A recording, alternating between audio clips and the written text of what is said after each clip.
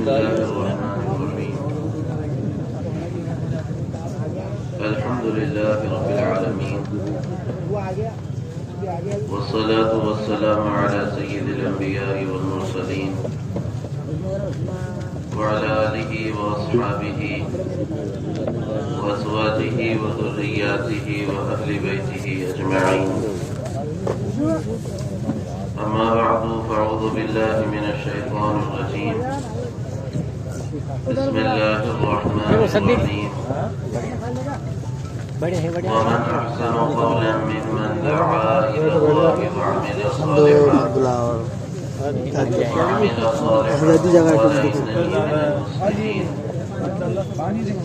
ولا تستوي الحسنة ولا السيئة ادفع بالتي هي أحسن فإذا الذي بينك وبينه عداوة كأنه ولي حميم وما يلقاها إلا الذين صبروا وما يلقاها إلا ذو حظ عظيم. قال النبي صلى الله عليه وسلم: اطلبوا الجنة جهدكم واهربوا من النار جهدكم فإن الجنة لا ينام طالبها وإن النار لا ينام هاربها ألا وإن الآخرة اليوم محفوفة بالمكاره وإن الدنيا محفوفة باللذات والشهوات فلا تلهينكم عن الآخرة أو كما قال عليه الصلاة والسلام. میرے محترم دوستوں، بزرگوں، عزیز دینی ایمانی بھائیوں، اس وقت ساری دنیا کے انسان جو زندگی گزار رہے ہیں، چاہے وہ مشرق کے ہوں، چاہے مغرب کے ہوں، چاہے وہ شمال کے رہنے والے ہوں یا وہ جنوب والے ہوں، چاہے وہ عربی ہوں چاہے عجمی ہوں، چاہے وہ دیہاتی ہوں چاہے وہ شہری ہوں، چاہے وہ پڑھے لکھے ہوں یا ان پڑھ جاہل ہوں، ہر ایک جو زندگی گزار رہا ہے وہ من چاہی زندگی ہے. خواہشات کے پیچھے بھاگنا زندگی کا مقصد بنا ہوا ہے. دل کی آرزوؤں کو پورا کرنا زندگی کا مقصد بنا ہوا ہے. مال، عہدہ، کرسی، صدارت، وزارت، پراپرٹی، یہی زندگی کا مقصد بن گیا ہے. اور ہر آدمی جانور کی طرح انہی چیزوں کے پیچھے اپنے آپ کو تھکا رہا ہے. آدمی کی نگاہ کے سامنے بس دنیا ہی دنیا ہے، خواہشات ہیں، چیزیں اور شکلیں ہیں، اور نگاہ سے آخرت غافل ہے.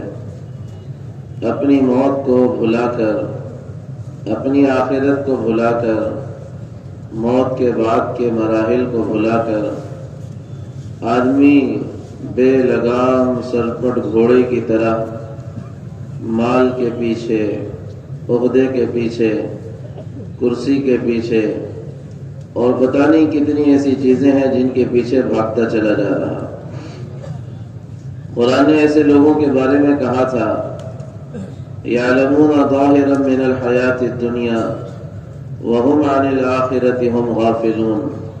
یہ وہ لوگ ہیں جنہیں دنیا کی ظاہری زندگی ہی سب کچھ نظر آ رہی ہے اور آخرت کی زندگی سے یہ غافل ہیں.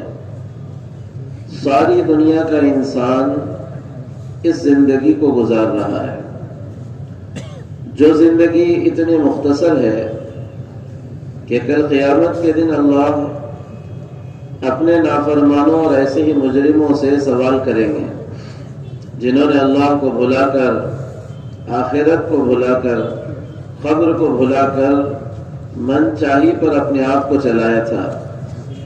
اللہ ان سب سے سوال کریں گے: کم لبثتم فی الارض عدد سنین، ذرا بتاؤ تو صحیح، دنیا میں تم نے جو موج مستی کی ہے اور تم نے دنیا میں جو کچھ مزے اڑائے ہیں، آج وہ ساری دنیا کی زندگی کی مزے اور لذتیں کتنے سال کی نظر آتی ہیں؟ کیا لگتا ہے تمہیں کہ تم نے کتنے سال یہ سب کیا ہوگا؟ اور یہ سوال صرف 50-60 سال والے سے نہیں ہے، بلکہ ان قوموں سے بھی ہوگا جن کو اللہ نے 5-5 ہزار سال کی عمریں دی تھیں، 3-3 ہزار سال کی عمریں دی تھیں، ہزار سال جو اوسطاً جیتے تھے، ان سے بھی ہوگا، ہم سب سے، اور ایسوں سے بھی ہوگا جو 70 اور 80 سال کی عمر جیے ہوئے ہیں، ان سب سے ہوگا کہ بتاؤ تم نے جو موج مستی کی، حرام حلال کی تمیز کیے بغیر، اللہ کی نافرمانیوں کی پرواہ کیے بغیر جو کچھ تم کرتے رہے، آج تمہیں کیا لگتا ہے؟ ان میں کا ایک طبقہ جواب دے گا، قرآن کا انداز کہہ رہا ہے، یہ کہیں گے لبثنا یومن، یا اللہ ہمیں لگتا ہے کہ جتنا ہم جیے ہیں وہ ایک دن تھا، بس ایک دن۔ ابھی یہ کہہ ہی رہے ہوں گے کہ دوسرا طبقہ کھڑا ہوگا اور وہ کہے گا ہمیں ان کی بات سے اختلاف ہے، یہ کہہ رہے ہیں ایک دن جیے، ہمیں نہیں لگتا ایک دن بھی جیے، او بعد یومن، ہمیں تو لگتا ہے کہ ہم نے پورا دن بھی نہیں گزارا ہے، آدھا دن پونا دن ہم نے گزارا ہے۔ ابھی یہ کہہ ہی رہے ہوں گے تو تیسرا طبقہ کھڑا ہوگا اور وہ کہے گا ہمیں نہ پہلے والوں کی بات سمجھ میں آ رہی جو ایک دن کہہ رہے ہیں، نہ بعد والوں کی بات سمجھ میں آ رہی جو آدھا دن پونا دن کہہ رہے ہیں، بلکہ ہم کو تو لگ ہی نہیں رہا کہ ہم دنیا میں رہے کتنا۔ فاسأل العادین، بہتر ہے کہ اللہ آپ فرشتوں سے ہی پوچھ لیں جنہوں نے ہماری زندگی گنی ہے، ہم کتنا رہے۔ ساری بحثوں کے بعد، ساری کوششوں کے بعد، ان کو ہر ایک کو 5000 سال کی زندگی گزارنے والے کو بھی اور 50 سال کی زندگی گزارنے والے کو بھی، قرآن کا آخری جملہ ہے ان سب کو اپنی زندگی کأن لم یلبثوا الا ساعة من النہار، ان سب کو اپنی زندگی 1 گھنٹے کی نظر آئے گی۔ 1 گھنٹہ، دن کا 1 گھنٹہ تھا جس کو گزار دیا، دن کا 1 گھنٹہ تھا جس میں مزے اڑا لیے، 1 گھنٹہ تھا جس میں لذتیں اڑا لی، 1 گھنٹہ تھا بادشاہت ملی تھی، 1 گھنٹے کی وزارت تھی، 1 گھنٹے کی صدارت تھی، 1 گھنٹے کی پراپرٹی تھی، 1 گھنٹے کے بینک بیلنس تھے، 1 گھنٹے کی چودراہٹ تھی اور 1 گھنٹے کی اکڑ تھی۔ زندگی ختم ہے۔ زندگی اتنی مختصر ہے، اور اس مختصر زندگی کے بارے میں نبیوں کی دعوت ہے کہ دیکھو اس کو منچاہی پہ مت گزارو، خواہشات کے پیچھے مت ڈالو، دنیا کے پیچھے مت ڈالو، بلکہ یہ مختصر سی زندگی آخرت کو بنانے پر ڈالو۔ کون بے وقوف ایسا ہوگا جو 1 گھنٹے کو 1 گھنٹے کے لیے ہمیشہ کی راحتوں کو تباہ کر دے؟ کون بے وقوف ہوگا جو 1 گھنٹے کے نفع کے لیے ہمیشہ کے نقصان کو اپنے حصے میں لے لے؟ 1 گھنٹے کے نقصان کو آدمی برداشت کرتا ہے ہمیشہ کے نفع کے لیے، 1 گھنٹے کی تکلیف کو آدمی برداشت کرتا ہے ہمیشہ کی راحتوں کے لیے، لیکن شیطان نے ایسی چکری چلائی اور ایسے آنکھوں میں پردہ ڈالا کہ آدمی اپنی آخرت سے، آدمی اپنی موت سے غافل بیٹھا ہوا ہے۔ زندگی گزرتی چلی جا رہی، وقت اس کے ہاتھ سے نکلتا چلا جا رہا، اس کے ہاتھ میں کوئی چیز ہے وہ ختم ہوتی چلی جا رہی، اور یوں ہی چلتے چلتے ایک دن آئے گا کہ اللہ کا فرشتہ اسے کہے گا کہ تیری زندگی کا سرمایہ ختم ہو گیا ہے، زندگی کا جو وقت تجھے ملا تھا وہ جا چکا ہے، اب اللہ کی طرف جانے کا اور اب قبر کی طرف چلنے کا وقت آ گیا ہے۔ اس وقت یہ کہے کہ صاحب مجھے وقت دے دو تاکہ نماز پڑھ لوں، مجھے وقت دے دو تاکہ توبہ کر لوں، مجھے وقت دے دو تاکہ پھر سے عمل کر لوں۔ ایک جواب ہوگا کہ صاحب نہیں ہو سکتا، اب نہیں ہو سکتا، زندگی جو ملی تھی اس زندگی کو تمہیں دیا ہی اس لیے گیا تھا کہ ایمان پر اس کو گزارتے ہیں، اعمال پر اس کو گزارتے ہیں، اللہ کی فرما برداری پر اس کو گزارتے ہیں، من کے بندے نہ بنتے، خواہشات کے بندے نہ بنتے، چیزوں اور شکلوں کے بندے نہ بنتے، پیسے اور روپیے اور عہدے اور کرسی کے بندے نہ بنتے، اللہ کے بندے بنتے۔ مقصد زندگی کا کہا تھا، وَمَا خَلَقْتُ الْجِنَّ وَالْإِنسَ إِلَّا لِيَعْبُدُونَ، کہ ہم نے انسانوں اور جنات کو اپنی بندگی کے لیے، اپنی عبادت کے لیے پیدا کیا۔ عبادت کا لفظ عبدیت سے نکلا ہے، اور عبدیت کے معنی آتے ہیں بندگی کے، کہ ہم نے تمہیں پیدا کیا ہے تاکہ تم ہمارے بندے بن کر زندگی گزارو۔ صرف نماز کے لیے نہیں پیدا کیا، صرف روزے کے لیے نہیں پیدا کیا، صرف زکوٰۃ اور حج کے لیے نہیں پیدا کیا، بلکہ ہم یہ چاہتے ہیں کہ صبح کی سفیدی سے لے کر رات کی تاریکی تک، اور رات کی تاریکی سے لے کر صبح کی سفیدی تک، اور سر کے بال سے پیر کے ناخن تک، اور پیدائش سے لے کر موت تک تم ہمارے بندے بنو، ہمارے غلام بنو، ہمارے بن کر زندگی گزارو، ہمارے نوکر بنو، ہمارے بندے اور ہمارے غلام بن کر زندگی گزارو۔ نوکر کا کیا کام ہوتا ہے؟ جو مالک کہے وہ کرتا چلا جائے، جو مالک کا حکم آئے اس پر اپنے آپ کو کھڑا کر دے، جو مالک کا آرڈر ہو اس کے لیے چل دے۔ وہ کہے اٹھ جا تو یہ اٹھ جاتا ہے، وہ کہے بیٹھ جا تو یہ بیٹھ جاتا ہے، وہ کہے چائے لے کر آ تو دوڑتا ہے چائے لانے، وہ کہتا ہے سودا لے کر آ دوڑتا ہے سودا لانے، وہ کہتا ہے بیٹھ جا گھر میں کہیں نہ جا، تو باوجود خواہش کے وہ گھر میں بیٹھ جاتا ہے۔ ایک نوکر بھی اپنے مالک کا اتنا وفادار ہے، جو کروڑوں نعمتیں لے رہا، جو کروڑوں احسانات کر رہا، جو ہر قدم پر انعامات کی بارشیں کر رہا۔ کیسے بندے ہو کہ وہ کہتا ہے نماز پڑھو نہیں پڑھتے، وہ کہتا ہے جھوٹ نہ بولو اور بولتے ہیں، وہ کہتا ہے شراب نہ پیو اور پیتے چلے جاتے ہیں، وہ کہتا ہے زنا نہ کرو اور زنا کرتے ہیں، وہ کہتا ہے چغلی نہ کرو اور چغلی کرتے ہیں، وہ کہتا ہے چوری نہ کرو اور چوری کرتے چلے جاتے ہیں، وہ کہتا ہے رمضان ہے روزے رکھو، نہیں صاحب ہم تو کھاتے پیتے گھومیں گے، وہ کہتا ہے زکوٰۃ ہے تم پر فرض زکوٰۃ ادا کرو، کہ نہیں صاحب یہ ٹیکس ہم سے کیوں لیا جا رہا، وہ کہتا ہے حج تم پر فرض ہو گیا حج کو جاؤ، نہیں صاحب طبیعت میں بشاشت نہیں، وقت نہیں، پھر کبھی جائیں گے۔ وہ کہے کہ صاحب صبح فجر کی اذان ہے، بستر کو چھوڑ کر اللہ کی طرف آؤ، نہیں صاحب سردی مجھے نکلنے نہیں دیتی، اور نہیں صاحب بستر مجھے اٹھنے نہیں دیتا۔ اپنے ایک نوکر کو 1 گھنٹہ ہم اس طرح برداشت نہیں کر لیں، اللہ برسوں سے ہمیں کیسے برداشت کر رہا ہے۔ 1 گھنٹہ ایسا نوکر ہم نہ قبول کریں، اٹھ نکل جائے یہاں سے، نکال دیا میں نے تجھے یہاں سے، رہنے کے قابل نہیں ہے تو یہاں۔ وہ کہہ دیتا کہ نہیں دوں گا اب سانسیں، نہیں چلاؤں گا یہ ہوائیں، روک دوں گا اس سورج اور چاند کے نظام کو، نہیں دوں گا ایک گھونٹ پانی پینے کو، نہیں اترنے دوں گا ایک نوالا تمہارے حلق کے اندر سے، نافرمان ہو گئے ہو تم۔ تو کیا اس کی قدرت نہیں تھی؟ لیکن اس نے اپنے انعامات کی بارشیں پھر برسائیں، پھر برسائیں، پھر برسائیں، اور آوازیں فرشتوں کے ذریعے سے لگوائی، گو میرے بندو میرا در کھلا ہوا ہے، میرا دروازہ کھلا ہوا ہے، رات میں آؤ گے کہو گے اللہ معاف کر دے، میں معاف کر دوں گا، دن کے کسی وقت آؤ گے اور کہو گے اللہ میں صلح کرنا چاہتا ہوں، میں صلح کر لوں گا، جس پہر پلٹو گے اپنی موت سے پہلے میں کوئی پرواہ کیے بغیر تمہارے گناہوں کو معاف کروں گا، پلٹو تو صحیح، بندے بنو تو صحیح۔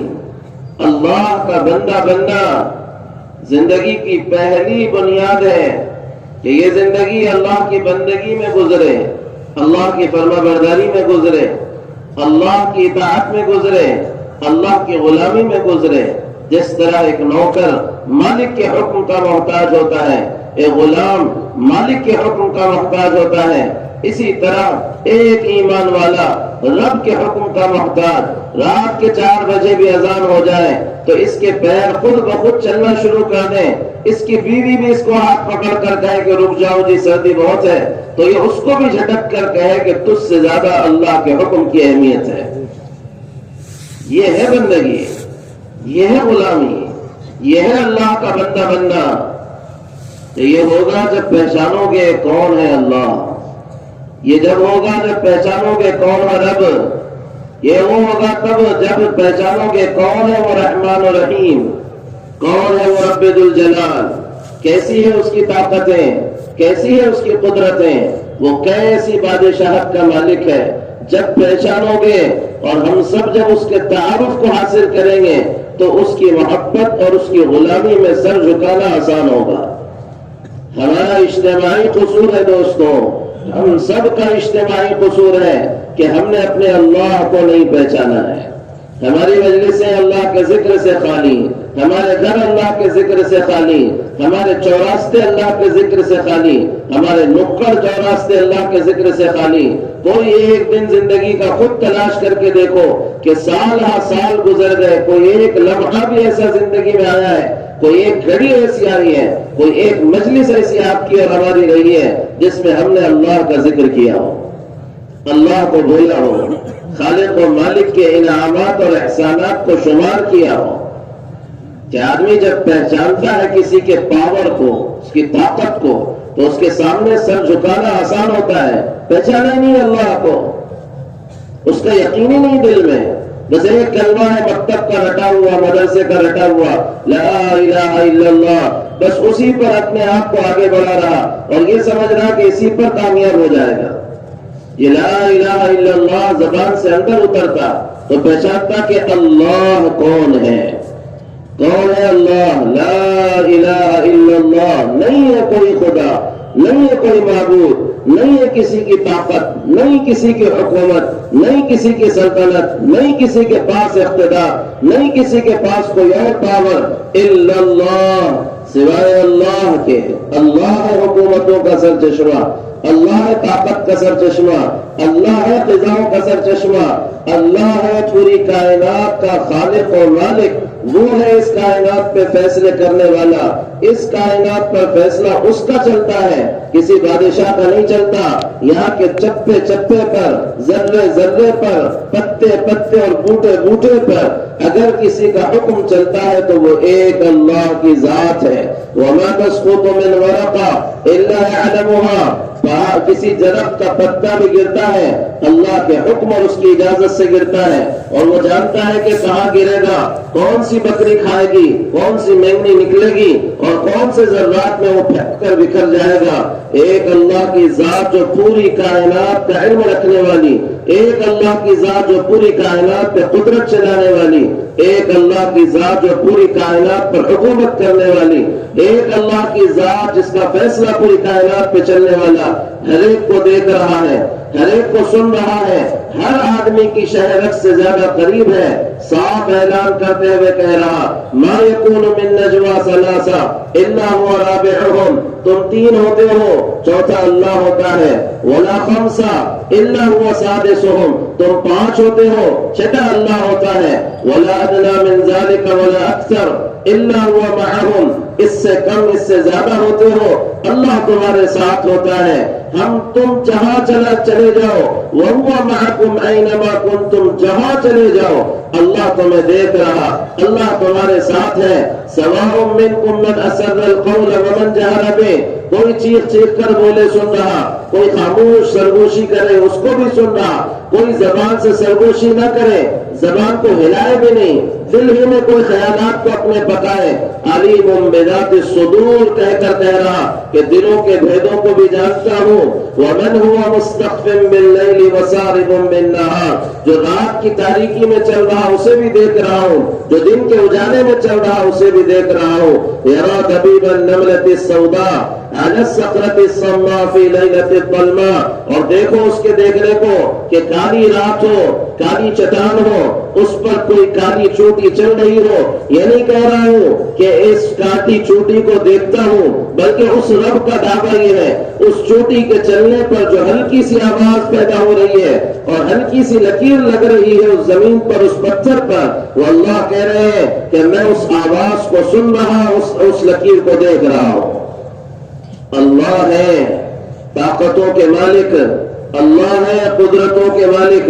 وہ عزت کے فیصلے کریں. کون ہے ذلیل کرنے والا؟ کس کی مجال ہے ذلیل کرنے کی؟ وہ ذلیل کرنے پر آئے کون عزت دے سکتا ہے؟ وہ مارنے پر آئے لاؤ پوری دنیا کو بچا کے بتا دو، وہ بچانے پر آئے لاؤ پوری دنیا کو مار کر بتا دو، وہ نفع دینے پر آئے کون ہے جو نقصان کر دے؟ وہ نقصان کرنے پر آئے کون ہے جو نفع دے دے؟ وہ اولاد نہ دینے کا فیصلہ کرے لاؤ پورے ڈاکٹروں کو اور اولاد نکال کر دیکھ لو، اور وہ اولادیں دیکھنے کا فیصلہ کرے کون روک سکتا ہے؟ وہ کام بنانے کا فیصلہ کرے کون کام بگاڑ سکتا ہے؟ وہ کام بگاڑنے کے فیصلے کرے کون کام بنا سکتا ہے؟ اس پوری کائنات پر ایک اللہ کی ذات ہے، ایک اللہ کا فیصلہ ہے، ایک اللہ کی طاقت ہے، ایک اللہ کا حکم ہے، ایک اللہ کا ارادہ ہے۔ وہ ارادہ کر لے جس چیز کا، انما امرہ اذا اراد شیئا ان یقول له کن فیکون، وہ کہتا ہے ہو جا، کائنات کی ہر چیز وجود میں آنا شروع کر دیتی ہے۔ نفع اس کی طرف سے، نقصان اس کی طرف سے، فیصلے سارے اس کی طرف سے، عزت و ذلت اس کی طرف سے، نفع و نقصان اس کی طرف سے، موت و حیات اس کی طرف سے۔ اس کے فیصلے اگر کسی کے لیے ہو جائے بیمار ہو جائے، اس کے فیصلے کسی کے لیے ہو جائے صحت مل جائے۔ موسیٰ علیہ السلام کہہ رہے ہیں یا رب من این الداء، یا اللہ بیماریاں کہاں سے آتی ہیں؟ اللہ کی طرف سے جواب آ رہا من عندی یا موسیٰ، اے موسیٰ ہم بیمار کرتے ہیں۔ پھر سوال کر رہے ہیں یا رب من این الدواء، یا اللہ صحت کہاں سے ہوتی ہے؟ جواب آ رہا من عندی یا موسیٰ، اے موسیٰ صحت بھی ہم ہی دیتے ہیں، شفا بھی ہم ہی دیتے ہیں۔ موسیٰ علیہ السلام تیسرا سوال کر رہے ہیں فماذا یصنعون الاطباء، یا اللہ بیمار آپ کرتے ہو، صحت آپ دیتے ہو، تو یہ ڈاکٹر کیا کرتے ہیں اپنے نسخے کھلا کھلا کر؟ یہ کیا کرتے ہیں؟ یہ تو نظر دکھا رہی ہے، یہ تو تجربہ اور مشاہدہ دکھا رہا ہے کہ اس کی گولی کھائی صحت ہو گئی، اس کی دوالی صحت ہو گئی۔ اور موسیٰ علیہ السلام کہہ رہے ہیں یا اللہ جب بیماری آپ کی طرف سے، صحت آپ کی طرف سے ہے، تو بتائے تو صحیح ہے ڈاکٹر کیا کرتے ہیں، حکیم کیا کرتے ہیں؟ وہ جواب آ رہا یطیبون نفوس عبادی حتی تحل عافیتی او یحل قبضی۔ یاد رکھو موسیٰ، ان کا کام نہ صحت دینا ہے نہ شفا دینا ہے، ان کا کام اپنی دواؤں کے ذریعے سے میرے فیصلے کے آنے تک میرے بندے کا دل بہلانا ہے۔ یہ دل بہلاتے ہیں اپنے ٹیبلٹ سے، دواؤں سے، اس وقت تک جب تک کہ میرا فیصلہ نہ آ جائے۔ پھر میرا فیصلہ آتا ہے تو میں صحت دے دیتا ہوں، پھر میرا فیصلہ آتا ہے تو ان دواؤں کے کھانے والے کو موت کے گھاٹ بھی اتار دیتا ہوں۔ ایک بیماری کے لیے دو آدمی ایک ڈاکٹر کے پاس چلے جائیں، دونوں کو ایک ہی نسخہ وہ ڈاکٹر تجویز کر دے کہ صاحب یہی گولیاں تم بھی کھانا، یہی گولیاں تم بھی کھانا۔ ایک نے کھائی صحت ہوئی، ایک نے کھائی ریئیکشن ہوا اور موت کے گھاٹ اترا۔ کون صحت دینے والا؟ ایک اللہ۔ کون بیمار کرنے والا؟ ایک اللہ۔ کون نفع کا مالک؟ ایک اللہ۔ کون نقصان کا مالک؟ ایک اللہ۔ بچے کا ذہن بنایا تھا حضور اکرم صلی اللہ علیہ وسلم نے۔ ابن عباس پیچھے ہیں، چھوٹے بچے ہیں، حضور کہہ رہے ہیں غلام انی اعلمک کلمات، او میرے بچے چند باتیں سکھاتا ہوں، یاد رکھ، اپنے رگ رگ میں اتار، ریشے ریشے میں اتار، ذہن کے ہر خانے میں بٹھا۔ احفظ اللہ یحفظک، اللہ کو یاد رکھنا، اللہ تجھے یاد رکھے گا۔ احفظ اللہ تجدہ تجاہک، اللہ کے حکموں پہ عمل کرنا، اللہ کی مددوں کو اپنی آنکھوں سے دیکھے گا۔ اذا سألت فاسأل اللہ، جب کبھی مانگنا صرف اللہ سے مانگنا۔ مدد کرنے والا وہ ہے، دینے والا وہ ہے، وہ ایک اکیلی ذات ہے پوری کائنات کی جو مانگنے پر خوش ہوتا ہے۔ باقی ساری کائنات کی ہر مخلوق اور ہر انسان مانگنے پر تیوری چڑھاتا ہے، مانگنے والے کو پسند نہیں کرتا، کوئی پسند نہیں کرتا۔ مانگنے پر ہاتھ روکنا، مانگنے پر تیوری چڑھانا، مانگنے پر منہ ٹیڑھا کرنا ہر انسان کا مزاج ہے۔ ایک اللہ کی ذات ہے جو مانگنے والے کو بھی پسند کرتا ہے اور مانگنے پر بھی خوش ہوتا ہے۔ مانگو مجھ سے، اپنی دنیا مانگو، اپنی آخرت مانگو، جو ضروری ہوگا دیتا چلا جاؤں گا، جو تمہاری مصلحت کے خلاف ہوگا قیامت کے دن تمہارے لیے ذخیرہ بنا دوں گا۔ اور حضور نے اتنا مانگنا سکھایا انتہا بتا کر کہتے ہوئے کہا لِيَسْأَلَ أَحَدُكُمْ رَبَّهُ حَاجَتَهُ كُلَّهَا حَتَّى يَسْأَلَ شِسْعَ نَعْلِهِ إِذَا انْقَطَعَ۔ دیکھو میری امت، اگر تمہارے جوتے کا تسمہ بھی ٹوٹ جائے تو اللہ ہی سے مانگنا، اللہ ہی سے مانگنا۔ وہ ہے ضرورتیں پوری کرنے والا، وہ ہے ضرورتیں پوری کرنے والا، وہ ہے مدد کرنے والا، وہ ہے ذات جو خوش ہوتا ہے بندے کے مانگنے سے۔ وہ اکیلی ذات ہے جسے خوشی ہوتی ہے بندے کے سوال پر، جس نے قدم قدم بندوں سے کہا کہ تم مجھ سے مانگو تو صحیح، میں دینے کے لیے تیار ہوں۔ حضور بچے کو سکھا رہے ہیں، بچے کے دماغ میں بٹھا رہے ہیں اذا سألت فاسأل اللہ، جب کبھی مانگ تو اللہ سے مانگ، وَإِذَا اسْتَعَنْتَ فَاسْتَعِنْ بِاللَّهِ، جب کبھی مدد چاہ تو صرف اللہ سے مدد چاہ، وہ ہے مدد کرنے والا، حامی و ناصر۔ اور اس بچے کے دماغ میں بات بٹھا رہے ہیں وَعَلَمْ أَنَّ الْأُمَّةَ لَوِ اجْتَمَعَتْ عَلَىٰ أَن يَنْفَعُوكَ بِشَيْءٍ لَمْ يَنْفَعُوكَ إِلَّا بِشَيْءٍ قَدْ كَتَبَهُ اللَّهُ لَكَ۔ یاد رکھ، دل میں اتار، دماغ میں بٹھا لے، رگ رگ میں اس بات کو اتار لے کہ پوری کائنات مل کر تجھے نفع پہنچانا چاہے، اللہ کا ارادہ نہ ہو پوری کائنات مل کر تجھے نفع نہیں پہنچا سکتی۔ پوری کائنات مل کر تجھے نقصان کر دینا چاہے، اللہ کا ارادہ نہ ہو پوری کائنات مل کر تجھے نقصان نہیں کر سکتی۔ فیصلے ہو چکے ہیں، قلم لکھ کر سوکھ چکے ہیں۔ ایک اللہ کی ذات ہے او میرے بھائیوں، جس کو ہم نے پہچانا ہی نہیں ہے، اس کی طاقتوں کا ہم نے کبھی اندازہ ہی نہیں کیا، کبھی نظر ہی نہیں جا رہی، کبھی اس کی طرف توجہ ہی نہیں جا رہی، زندگیاں آزاد ہو گئی۔ ورنہ اللہ کا استحضار ہوتا، کون ہے وہ رب، کون ہے وہ خالق، کون ہے وہ کریم، کون ہے وہ رحمان و رحیم، تو بندہ بن کر زندگی گزارتا، غلام بن کر زندگی گزارتا، خواہشوں ناجائز خواہشات پر اپنی چھری چلاتا اور ہر قدم پر اللہ کا بندہ بن کر زندگی گزارتا۔ اللہ کا بندہ بننا لا الہ الا اللہ کا پہلا سبق ہے، لا الہ الا اللہ کا مقصود ہے کہ ساری کائنات کے ڈر کو دل سے نکالو، ساری کائنات کے خوف کو دل سے نکالو، ساری کائنات کی محبت کو دل سے نکالو، ساری کائنات کے اثر کو دل سے نکالو، الا اللہ، ایک اللہ کے اثر کو دل میں ڈالو، قسم اس ذات کی وہ کائنات کو تمہارے لیے مسخر کر دے گا۔ زمین تمہارا حکم سنے گی، ہوائیں تمہارے حکم کی تابع بن جائیں گی، سمندر تمہارے لیے راستہ دے دیں گے، سورج اور چاند تمہارے ساتھ گردش کریں گے، آنے والے زلزلے تمہارے ٹھوکروں پہ رک جایا کریں گے، جنگل کے درندے تمہاری بات سنا کریں گے، اگر تم نے اللہ کو حقیقت کے ساتھ دل میں اتارا۔ یہ اللہ کا یقین تھا اور یہ اللہ اندر اترا ہوا تھا کہ ساری کائنات صحابہ کے لیے مسخر تھی، اللہ اندر اترا ہوا تھا اور اللہ کا یقین اندر بیٹھا ہوا تھا کہ زمین ان کا حکم سنتی تھی، زلزلہ آ رہا ہے، حضرت عمر اپنے گھر سے باہر نکل کر زمین پہ ٹھوکر مار کر کہہ رہے ہیں زمین رک جا، تیرے اوپر عمر انصاف کر رہا ہے، پھر کیوں ہلتی ہے؟ اور آنے والا زلزلہ اپنی پوری طاقت کے ساتھ جو آیا تھا وہ رک کر خاموش ہو گیا۔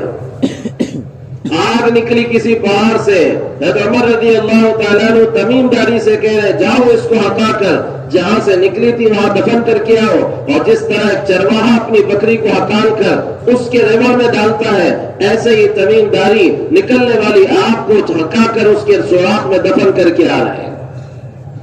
کون ان کی آواز بات سن رہا؟ عقبہ بن نافع افریقہ کے جزیروں اور جنگلوں میں پہنچ کر پہاڑ پر کھڑے ہو کر آواز لگا رہے ہیں ایھا السباع والحشرات، اے جنگل کے درندوں چرندوں پرندوں، نحن اصحاب رسول اللہ صلی اللہ علیہ وسلم، ہم محمد صلی اللہ علیہ وسلم کے صحابہ ہیں، ارحلوا فإنا نازلون، یہاں سے نکل جاؤ، ہمیں یہاں قیام گاہ بنانی ہے، یہاں اپنی چھاونی بنانی ہے، تمہیں ہم 3 دن کی مہلت دیتے ہیں، فمن وجدناہ بعد قتلناہ، جسے 3 دن کے بعد دیکھیں گے اسے قتل کریں گے۔ پھر یہ نہ کہنا کہ محمد کے صحابہ نے ان جانوروں پر ظلم کیا ہے۔ 17 کلومیٹر کا جنگل 400 قبیلے بربر قوم کے وہاں آباد، ان کی آواز کو سن کر ٹٹے لگا رہے، ہنس رہے کہ دیکھو تو صحیح ہے کیسے پاگل لوگ آئے ہیں، پہاڑ پہ چڑھ کر ان جانوروں کو کچھ کہہ رہے ہیں، کون ان کی بات سنے گا؟ لیکن جب انہی قبیلوں نے دیکھا کہ 3 دن کے اندر اندر 17 کلومیٹر کا جنگل پورا کا پورا خالی ہوا، ہر جانور اپنی اولاد کے ساتھ اس جنگل سے باہر نکلا، تو کہنے لگے یہ 400 قبیلے ہم گواہی دیتے ہیں اللہ ایک ہے اور محمد سچے نبی ہیں۔ کون ان کی آواز سن رہا تھا؟ کون ان کی بات پر لبیک کہہ رہا تھا؟ کون سی وہ طاقت تھی جو جنگل کے درندے ان کی زبان کو سن رہے تھے؟ دجلہ سامنے آیا، سعد بن ابی وقاص رضی اللہ عنہ کے، اور سامنے مدائن ہے اور وقت زیادہ نہیں ہے کہ پل بنا کر اسے کاٹا جائے۔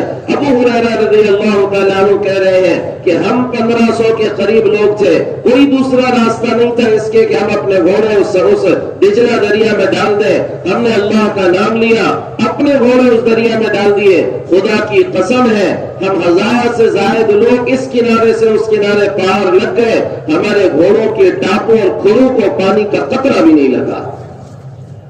کون سی طاقت تھی؟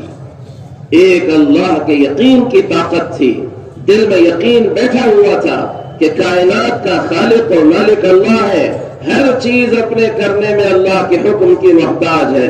جہاں اللہ کا حکم ہوگا چیز اثر دکھائے گی، جہاں اللہ کا حکم نہیں ہوگا چیزیں بیکار ہو جائیں گی۔ کوئی چیز اپنے ذات میں خود تاثیر والی نہیں ہے جب تک کہ اللہ کا فیصلہ اس کے ساتھ نہ ہو جائے۔ یہ اللہ ہے اور اس اللہ کا یقین ہے جس کی دعوت نبیوں نے دی کہ اس پر آؤ، اس پر آؤ گے تو اللہ کے بندے بنو گے، زمین تمہارے لیے اور کائنات تمہارے لیے مسخر ہو جائے گی، اس سے ہٹو گے تو اللہ کے باغی بنو گے۔ اور یاد رکھو اللہ کا باغی نہ دنیا میں چین سے جی سکتا ہے نہ آخرت میں چین سے جی پائے گا۔ اللہ سے ٹکر لے کر کون بچا ہے؟ اللہ سے ٹکر لے کر کون جیتا ہے؟ اللہ کے مقابلے میں آ کر کون آج تک کامیاب ہو سکا ہے؟ سارا قرآن چیخ چیخ کر داستانیں سنا رہا کہ دیکھو یہ قوم نوح تھی، 950 سال تک اس کے نبی نے ان کو دعوت دی، لیکن انہوں نے اپنی وہی روش رکھی، وہی طریقہ رکھا، اور 950 سال کے بعد جب مدت ختم ہوئی تو اللہ نے بتایا کہ یہ کمزور لوگ 83-80 لوگ کیسے کامیاب ہو گئے، اور اللہ نے بتایا کہ یہ دوسرے لوگ کیسے ناکام ہو گئے۔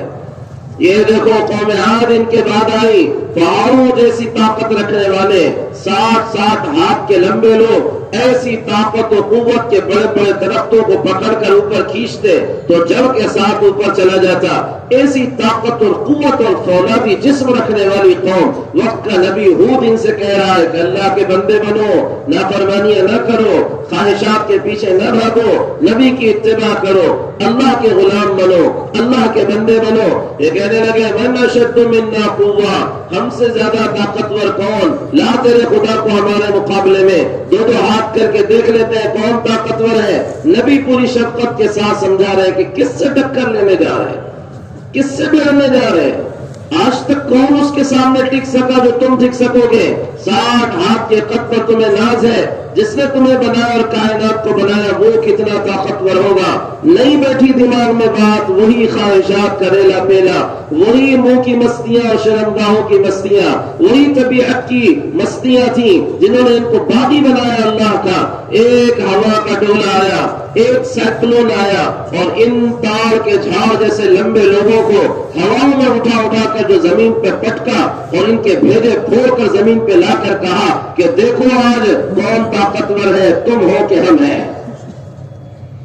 ابراہیم علیہ السلام سمجھا کر تھک گئے نمرود کو، اللہ ہے، تو خدا نہیں ہے، اللہ ہے، اس کی طاقت ہے، اس کا فرمان ہے، نہیں مانا، چلے گئے واپس۔ ایک فرشتہ آیا کہ اے نمرود ابراہیم کی بات مان لے، اصل رب اللہ ہے۔ نہیں میں نہیں مانتا۔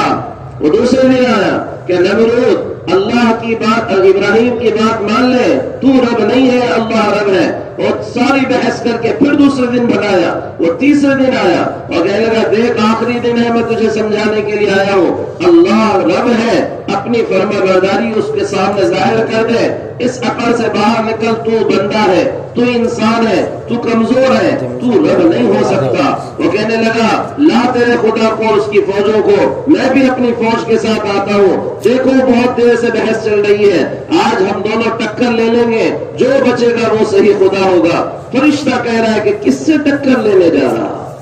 اللہ سے۔ کون جیتا ہے؟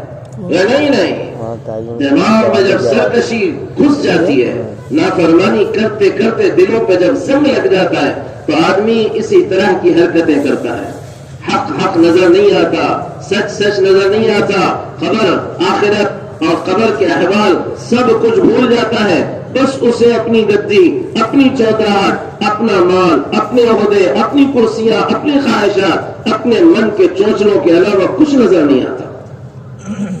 انہیں لگا ٹھیک ہے، لڑائی کے لیے اگر تو تیاری ہے تو ٹھیک ہے، فلاں دن ہے، اس دن میں اپنے رب کی فوج کے ساتھ آؤں گا اور تو اپنی فوج کے ساتھ آنا۔ اور تاریخ میں روایت ہے کہ 4 لاکھ کی فوج کے ساتھ نمرود باہر میدان میں آیا، دیکھ رہا ہے کہ سامنے کے میدان میں وہی اکیلا فرشتہ انسان کی شکل کا کھڑا ہوا ہے، اپنے لوگوں سے کہنے لگا دیکھو میں نہیں کہتا تھا اس کا کوئی رب نہیں ہے، اس کے رب کے پاس کوئی فوج نہیں ہے، آج پھر اکیلا کھڑا ہوا ہے میرے سامنے سر جھکانے کے لیے۔ وہ قریب آ کر کہہ رہا ہے نمرود آخری دن ہے، اللہ سے ٹکر نہ لے، آخری بار کر رہا ہوں، اللہ سے ٹکر نہ لے۔ اور یہ لگا تو اکیلا آیا، تیرے رب کی فوج کہاں ہے؟ اور لگا فوج تو تیار ہے لیکن میں آخری مرتبہ تجھے سمجھانا چاہتا ہوں، لگا مجھے کوئی سمجھنا نہیں ہے، مجھے تو مقابلہ کرنا ہے، اور تیرے رب کی فوج کہاں ہے؟ وہ آواز دے رہا ہے کہ آؤ اللہ کی فوج اور رب کی فوج، باریک باریک مچھر چلتے ہوئے آ رہے ہیں اور ساری 4 لاکھ کی فوج کو تہس نہس کر کے جا رہے ہیں۔ یہ دوڑا بھاگا، اس کی بیوی اوپر مسیری پر کھڑی ہوئی دیکھ رہی منظر نیچے کہ یہ اکیلا بھاگتا ہوا آ رہا ہے، اس کے پیچھے کوئی نہیں ہے، لیکن یہ بھاگتا ہوا ایسے آ رہا ہے جیسے کوئی اس کے پیچھے لگا ہے۔ وہ بھاگتا بھاگتا محل میں گھسا، اندر آیا، دیوان میں آیا، اور بھاگتا بھاگتا اپنے بیڈ روم کے اندر بھی آ گیا۔ بیوی بھاگتے ہوئے آ رہی ہے کہ جی کیا ہوا؟ پیچھے کوئی نہیں ہے، آپ کس سے ڈر کے بھاگ رہے ہو؟ وہ کہنے پیچھے کوئی نہیں ہے، تو دیکھ نہیں رہی ہے؟ کہ کون ہے؟ مجھے نظر نہیں آ رہا۔ اتنی ہی گفتگو میں وہ بھاگتے ہوئے پیچھے آنے والا مچھر اس کی ناک کے راستے سے چل کر دماغ میں جا کر بیٹھا اور اس کو پھر وہ ڈنک مارنے شروع کیے کہ اس کو اللہ نے ابھی سزا دینی باقی تھی۔ تخت پہ بٹھایا، آؤ بھائی سر بہت دکھ رہا ہے، دبا دو۔ دبانے والے دبا رہے ہیں، کچھ دن اس پر کام چلتا رہا، نہیں بھائی تمہارے دبانے سے کچھ نہیں ہوتا، اس پر گھوسے مارو، تخت پہ بٹھا کر گھوسے مروائے جا رہے ہیں۔ کچھ دن اس سے کام چلا، میں کہنے لگا اس سے بھی کچھ نہیں ہوتا، کہا کیا کیا جائے؟ کہا کوئی لکڑی لاؤ، اس سے مارو میرے سر پر۔ لکڑی ماری جانے لگی، کچھ دن اس سے کام چلا، کہنے لگا اب اس سے بھی کام نہیں چل رہا، کہا کوئی اور ترکیب لاؤ۔ کسی نے کہا جوتا مارا جائے، وہ جوتا لا کر اس کے سر پہ مارا جا رہا، مگر ہاں جب یہ مارا جاتا ہے تو سکون ہوتا ہے، تخت پہ بٹھا کر جوتے کھلوا دیے۔ کون ہے؟ ایک اللہ کی ذات ہے، ایک اللہ کی ذات ہے، وہ مارنے پر آ جائے کون بچا سکے؟ یہ سورا قرآن چیخ چیخ کر کہہ رہا کہ جس کسی نے اللہ کی بغاوت کی ہے اور جس کسی نے اللہ کی نافرمانی پر کمر کسی ہے اور جس کسی نے باوجود سمجھانے بچانے کے پھر اپنی نافرمانی کی زندگی گزاری ہے، اللہ نے اس کا حشر کیا کیا ہے؟ تختے پہ بٹھا کر پوری قوم اور پوری رعایا کے سامنے جوتے مارے جا رہے ہیں، جوتے مارے جا رہے ہیں۔ ایک مدت تک اس سے سکون مل رہا، پھر کہہ رہا بھائی اس سے بھی کچھ نہیں ہو رہا، کچھ کرو کچھ کرو۔ کسی نے ایک پتھر لے کر اس کے سر پہ مارا، وہ بھیجا پھٹا اور سر پھٹا اور مچھر باہر نکل کر جا رہا۔ یہ ہے دیکھ اللہ کی فوج، یہ ہے اللہ کی طاقت، یہ ہے اللہ کی قدرت، یہ ہے اللہ کرتا دھرتا۔ قوم عاد کے بعد قوم سمود آئی، کہنے لگی قوم عاد تو بڑے پاگل لوگ تھے، کھلے جو علاقوں میں رہتے تھے، ایک آندھی اور طوفان نے اور سائیکلون نے ان کو تباہ کر دیا۔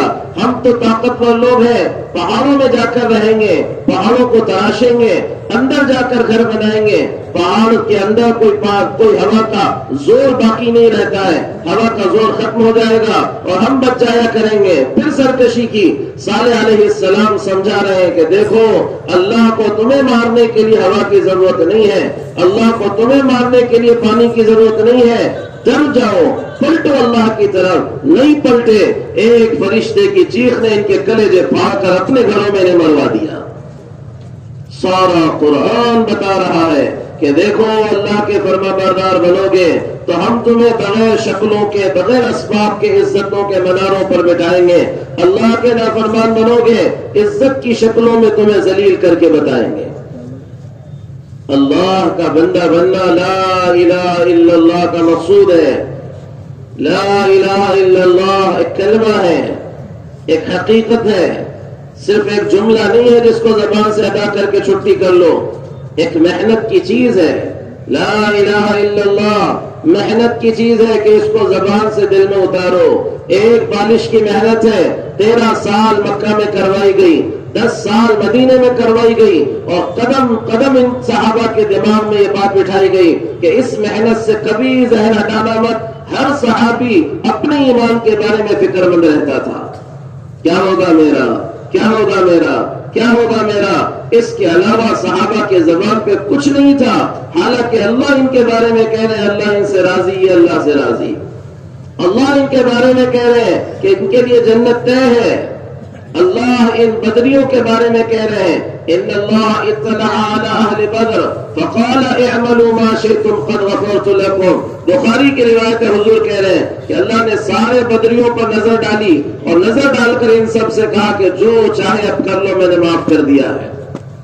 ابو بکر بدری ہے، عمر بدری ہے، عثمان بدری، علی بدری ہے، یہ صحابہ بدری ہیں، لیکن ان رضی اللہ عنہم، ان سارے صحابہ کا حال کیا ہے کہ ہر ایک اپنی موت کے وقت ڈر رہا ہے میرا کیا ہوگا، ہر ایک موت کے وقت ڈر رہا ہے ایمان قائم ہے کہ چلا گیا، ہر ایک موت کے وقت نفاق سے خدشہ کھائے ہوئے، ہر ایک اپنے اوپر رو رہا ہے کہ کیا ہوگا، موت کس پر آ رہی کچھ پتا نہیں۔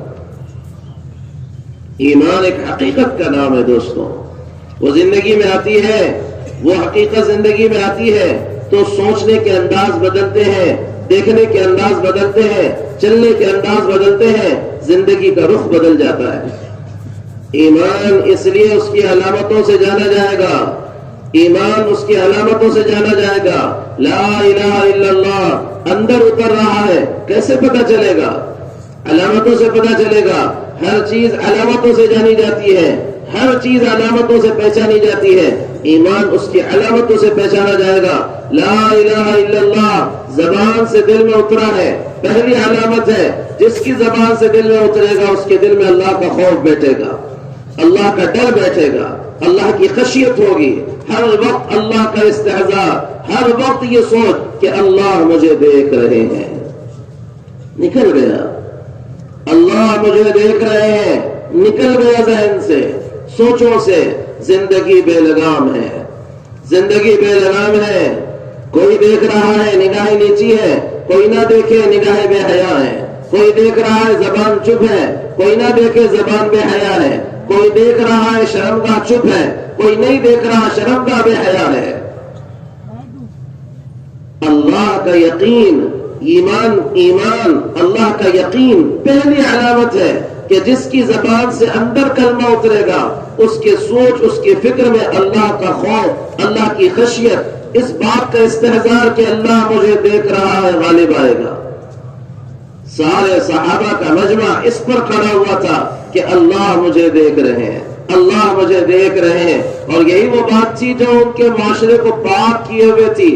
کسی سے گناہ ہوتا نہیں تھا، اور اگر گناہ ہوتا تھا تو پھر انہوں نے اسی خوف کے نیچے ایسی توبہ کی ہے کہ اللہ کی قسم ہے فرشتوں کو ان کی توبہ پہ رشکایا ہے۔ رات کی تنہائی ہے، ایک خاتون اپنی بچی سے کہہ رہی ہے بیٹی دودھ میں پانی ملا دے۔ بچی کا یقین، 14-15 سال کی لڑکی کا یقین، سوچو تو صحیح۔ ایک 14-15 سال کی بچی کا یقین کیسا بنایا ہوا ہے. رات کی تنہائی میں کوئی دیکھنے والا نہیں اسے، کوئی اس کی بات سننے والا نہیں.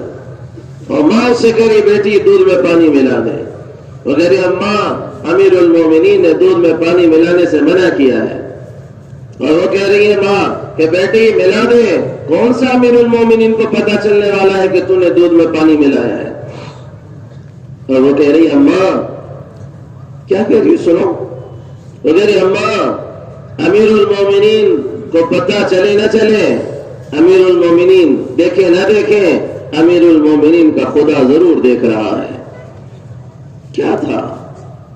ایک نوجوان بچی کا یقین، ایک بوڑھے کا یقین، ایک جوان کا یقین. عبداللہ ابن عمر کو صحرا میں ایک نوجوان مل رہا ہے، دوپہر کے وقت کھانے کے لیے بیٹھے، کہہ رہے آجا بھائی وہ چرواہے آجا ہمارے ساتھ کھانا کھا لے. وہ کہہ رہا ہے مجھے روزہ ہے. وہ تعجب کر رہے اتنی سخت چلچلاتی دھوپ میں، اور اس صحرا میں جہاں اس کے روزے کو کوئی دیکھنے والا نہیں ہے، کیسا آدمی ہے روزے سے ہے. اس کا امتحان لیتے ہوئے کہہ رہے بھائی ایک بکری دے دے گا؟ نہیں مالک نے بیچنے کی اجازت نہیں دی ہے. کہ بھائی یہ پیسے رکھ لے، ہمیں تو آدھی بکری کی ضرورت ہے، آدھی کھا کر آدھی تجھے دے دیں گے، شام میں گھر کے کھانے میں استعمال کر لینا، پیسے بھی رکھ لینا. اور تیرا مالک کہے گا تو کہہ دینا بھیڑیا آیا تھا ایک بکری اٹھا کر لے کر گیا. معمول کی چیزیں بھیڑیے بکریاں لے جاتے ہیں، مالک کو شک بھی نہیں ہوگا. اور سامنے سے ایک نوجوان کہہ رہا ہے کہ سچ کہہ رہے ہو عبداللہ کہ میں بکری بھی رکھ لوں آدھی اور پیسے بھی رکھ لوں، اور جا کر مالک سے بھی کہہ دوں کہ بھیڑیا بکری لے گیا. فَأَيْنَ اللَّهُ يَا عَبْدَاللَّهُ، اے عبداللہ یہ بتاؤ کل قیامت کے دن اس بکری کا جب اللہ سوال کریں گے تو کیا کہوں گا؟ کون سی چیز تھی؟ ایک اللہ کا یقین تھا جو صحراؤں میں کہیں کوئی دیکھنے والا نہیں. ان کو ایماندار بنائے ہوئے، ان کو گناہوں سے روکے ہوئے، اور اگر گناہ ہوئے ہیں تو ایسی توبہ کی ہے. اللہ اکبر. میں آپ کو کیا سناؤں؟ ماعز اسلمی رضی اللہ عنہ سے زنا ہو گیا. زنا ہو گیا. حضور کی مجلس میں بیٹھے ہوئے ہیں، حضور مجلس میں بیٹھے ہوئے ہیں. وہ سامنے سے آئے، یا رسول اللہ انی زنیت، حضور مجھ سے زنا ہو گیا. ایسے سامنے سے آئے. اللہ کے نبی صلی اللہ علیہ وسلم نے یوں دیکھا تو آپ کا مزاج تھا گناہوں پہ پردے ڈالنے کا. حضور ادھر ہو گئے کہ یہ جائے اپنا مسئلہ توبہ سے حل کر لیں. وہ ادھر سے آئے کہ یا رسول اللہ انی زنیت، حضور مجھ سے زنا ہو گیا ہے، میں اس گندگی کے ساتھ اللہ کو منہ دکھانا نہیں چاہتا. کس گناہ کے لیے آئے ہیں؟ او میرے بھائیوں کس گناہ کے لیے آئے ہیں؟ جانتے ہیں جس گناہ کا اقرار کر رہے ہیں اس کی سزا سزائے موت ہے. اس کی سزا چند کوڑے مار کر چھٹی نہیں ہے. وہ میرے جیسے نہیں تھے کہ صاحب چھوٹی غلطیاں ہو جائیں، مولانا یہ غلطی ہو گئی ہے کیا ہے حکم؟ بیوی کے ہاتھ سے قرآن گر گیا کیا حکم ہے؟ مولانا بھی کہتے ہیں صاحب کیا حکم ہے؟ کچھ صدقہ کر دو، توبہ کر لو. لیکن نہیں پوچھتے مولانا وہ سود پہ کاروبار چل رہا کیا حکم ہے؟ بیوی کو مارتا ہوں کیا حکم ہے؟ والد کے ساتھ زیادتی کرتا ہوں کیا حکم ہے؟ پڑوسی میرے ساتھ میرے پریشان ہے کیا حکم ہے؟ کبھی نہیں پوچھتے. ایک مسجد میں 10 کی نوٹ گری بھی ہو، امام صاحب پیسے گرے ہوئے دیکھیے کس کے ہے پتا نہیں، اور وہیں 2000 کی نوٹ ہو تو اچھے اچھوں کا ایمان داؤ پہ لگ جائے. یہاں وہ بات نہیں تھی. یہ نہیں مسئلہ کہ صاحب حضور کہہ دیں گے توبہ کر لو 10 کوڑے مار دو چھٹی کرو. معلوم ہے جس گناہ کا اقرار کرنے جا رہے ہیں اس گناہ کی سزا سزائے موت ہے. ادھر سے آئے حضور معاذ تو نے بوسہ لیا ہوگا اسی کو زنا کہہ رہا ہے، اور یہ کہہ کر حضور ادھر پلٹ گئے. تو وہ ادھر سے آئے کہ یا رسول اللہ مجھے خوب پتا ہے زنا کسے کہتے ہیں، میں نے زنا کیا ہے، حضور آپ پردہ ڈال رہے ہو لیکن میں اس گندگی کے ساتھ اللہ سے ملنا نہیں چاہتا، پاک کر دیجئے. حضور نے ادھر پلٹ کر کہا بھائی دیکھو شراب تو نہیں پی رکھی اس نے کہ نشے میں بک بک کر رہا ہے، اور سیدھے ہو گئے کہ چاہے اپنا مسئلہ حل کر لے. کیوں آیا یہاں پر؟ وہ سامنے آئے گا کوئی نشہ نہیں ہے، پورے ہوش آواز میں کہہ رہا ہوں کہ میں نے زنا کیا ہے اور آپ مجھے چھپانا چاہتے ہیں، لیکن یا رسول اللہ مجھے پاک کر دیں، میں اللہ کے ساتھ اللہ کے سامنے اس گناہ کے دھبے کے ساتھ اللہ سے ملنا نہیں چاہتا. ایک دھبا لگا, یہ بے چینی ہے, سارا جسم دھبوں سے خراب ہے, کوئی بے چینی نہیں. صبح سے شام تک نافرمانیاں, رات سے صبح تک نافرمانیاں, مطمئن ہے جیسے میں مروں گا اور سیدھے جنت جاؤں. جاؤ سنسار کر دو. سنسار کیا جا رہا ہے, پتھر مارے جا رہے ہیں. ایک پتھر کسی نے مارا, حضور موجود ہیں, آنکھوں سے آنسو جا رہے ہیں کہ امتی سامنے مر رہا ہے. ایک پتھر کسی نے مارا تو خون کے چھینٹے ہو رہے. خالد بن ولید حضور کے بازو تھے, وہ پیچھے سر کے ان کے کپڑوں پہ آنے لگے. حضور نے ہاتھ پکڑا, خالد کیوں پیچھے سر کے ہو؟ کہنے لگے یا رسول اللہ, ایک گناہگار آدمی, خون ویسے ہی ناپاک, میرے کپڑوں پہ آ رہا تھا اس لیے پیچھے سرکا ہوں. حضور نے کہا خالد جانتے بھی ہو اس نے توبہ کیسی کی ہے؟ کہ نہیں پتا حضور. کہا خالد یاد رکھو, اس نے وہ توبہ کی ہے کہ سارے حجاز والوں پر تقسیم کی جائے گی تو اللہ سب کی مغفرت کر دیں گے. وہ توبہ کی ہے. گناہ ہوتے نہیں تھے, اور اگر ہوئے تو ایسی توبہ کی ہے کہ فرشتوں کو رشک آیا. کیسے لوگ ہیں, موت کی طرف جا رہے ہیں اللہ کی خوشی کے لیے. میرے دوستوں, ایمان کی علامت ہے پہلی, اور یہ کسی اور پہ نہیں, خود پہ لگا کر موت سے پہلے جانچنا پڑے گا کہ کہیں شیطان نے مجھے دھوکے میں تو نہیں ڈالا کہ میں لا الہ الا اللہ کہتا چلا جا رہا, لیکن نہ اللہ کا خوف, نہ اللہ کی خشیت, نہ اللہ کا ڈر, نہ کبھی اس ڈر سے ہاتھ تھر تھراتا ہے ڈنڈی مارتے ہوئے, نہ کبھی اس ڈر سے زبان لچکتی ہے جھوٹ بولتے ہوئے, تہمت لگاتے ہوئے, غیبتیں کرتے ہوئے, نہ کبھی اس ڈر سے پیر تھر تھراتے ہیں کسی غلط چیز کی طرف جاتے ہوئے, نہ کبھی اس ڈر سے ماں باپ پر زیادتی کرتے ہوئے تھم جاتا ہو. کبھی اللہ کا ڈر ان گناہوں سے روکتا بھی ہے کہ نہیں روکتا ہے؟ ایمان کی علامت ہے اللہ کا خوف, اللہ کی خشیت, اللہ کا استحضار, اللہ کا ڈر. اور علامتوں سے پہچاننا پڑے گا خود کو, خود پر یہ علامتوں کا تھرمامیٹر لگانا پڑے گا, تب پتہ چلے گا کہ صاحب ایمان کی محنت کی ضرورت ہے کہ نہیں ہے. ورنہ شیطان تو یہی دھوکے میں ڈالے ہوئے امت کو کہ صاحب کہاں سے آ گئے تم تبلیغ والے, ایمان کی محنت کرو, ایمان کی محنت کرو. ہم مومن نہیں ہیں کیا؟ ہم نے کلمہ نہیں پڑھا ہے کیا؟ ہم نے کلمہ نہیں جانتے ہیں؟ اور کیا ہمیں کلمہ نہیں آتا؟ صاحب کلمہ آتا ہے, لیکن وہ زبان کا ہے, اس کو اندر اتارنے کی محنت ہے. اس کو اندر اتارنے کی محنت ہے کہ یہ جب اندر اترے گا تو زندگی تبدیل ہوگی.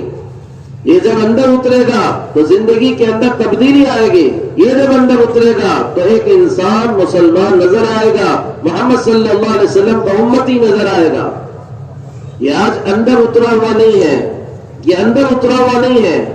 یہ اندر اترا ہوا ہوتا تو یہ انسان مسلمان نظر آتا. قدم قدم پر اس سے جسم سے اسلام چھلکتا, نبی کے طریقے چھلکتے, نبی کی سنتیں چھلکتی, نبی کی عادتیں چھلکتی, نبی کے اطوار چھلکتے. چلتا پھرتا محمد رسول اللہ صلی اللہ علیہ وسلم کا نمونہ دکھتا.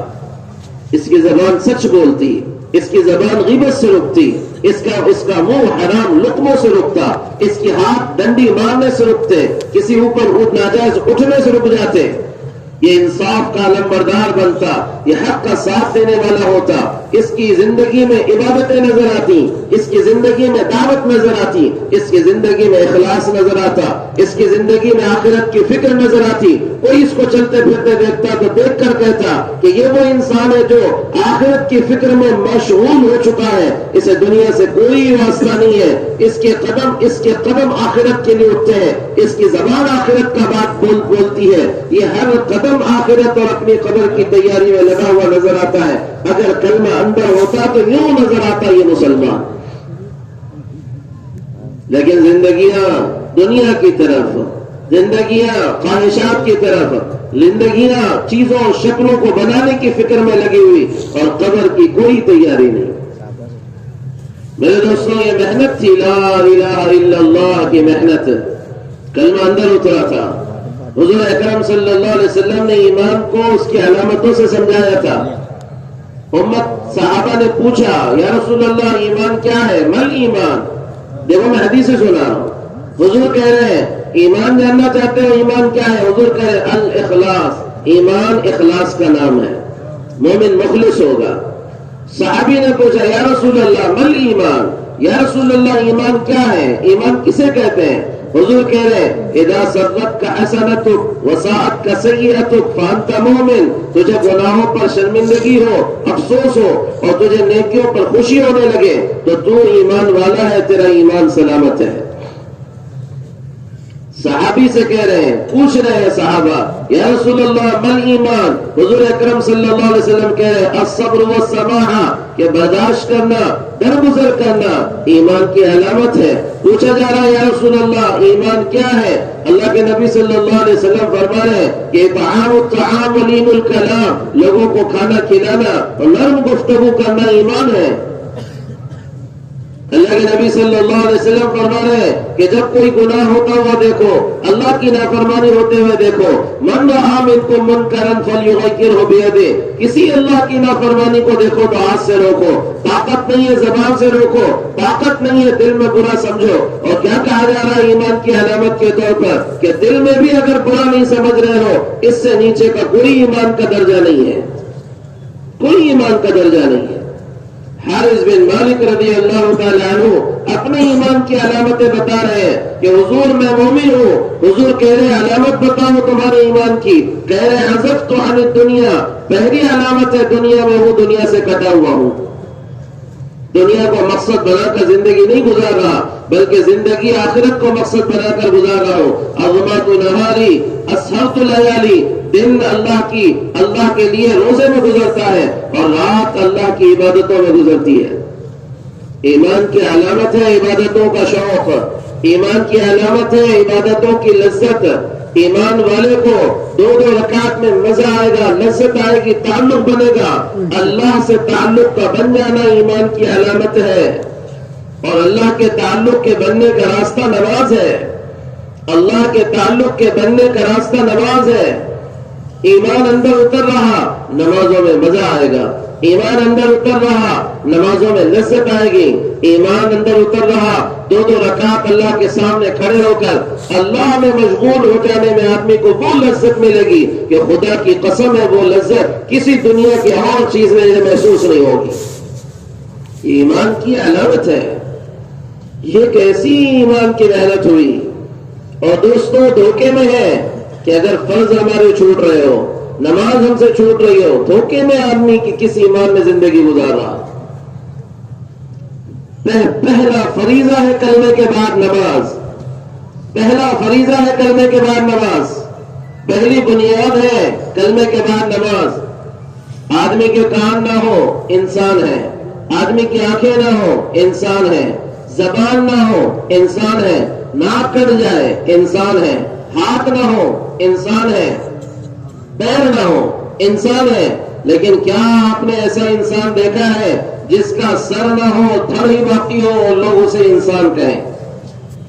یہ سب سر کے بغیر انسان کا تصور نہیں ہے، کان کے اور ناک کے بغیر انسان کا تصور ہے، دانت اور زبان کے بغیر انسان کا تصور ہے، ہاتھ اور پیر کے بغیر بھی انسان کا تصور ہے، سر کے بغیر انسان کا تصور نہیں ہے۔ حضور یہی تو کہہ رہے ہیں کہ دین میں نماز کی حیثیت سر کی ہے کہ جس طرح سر کے بغیر جسم کا تصور نہیں ہے، ایسے ہی نماز کے بغیر اسلام کا تصور نہیں ہے۔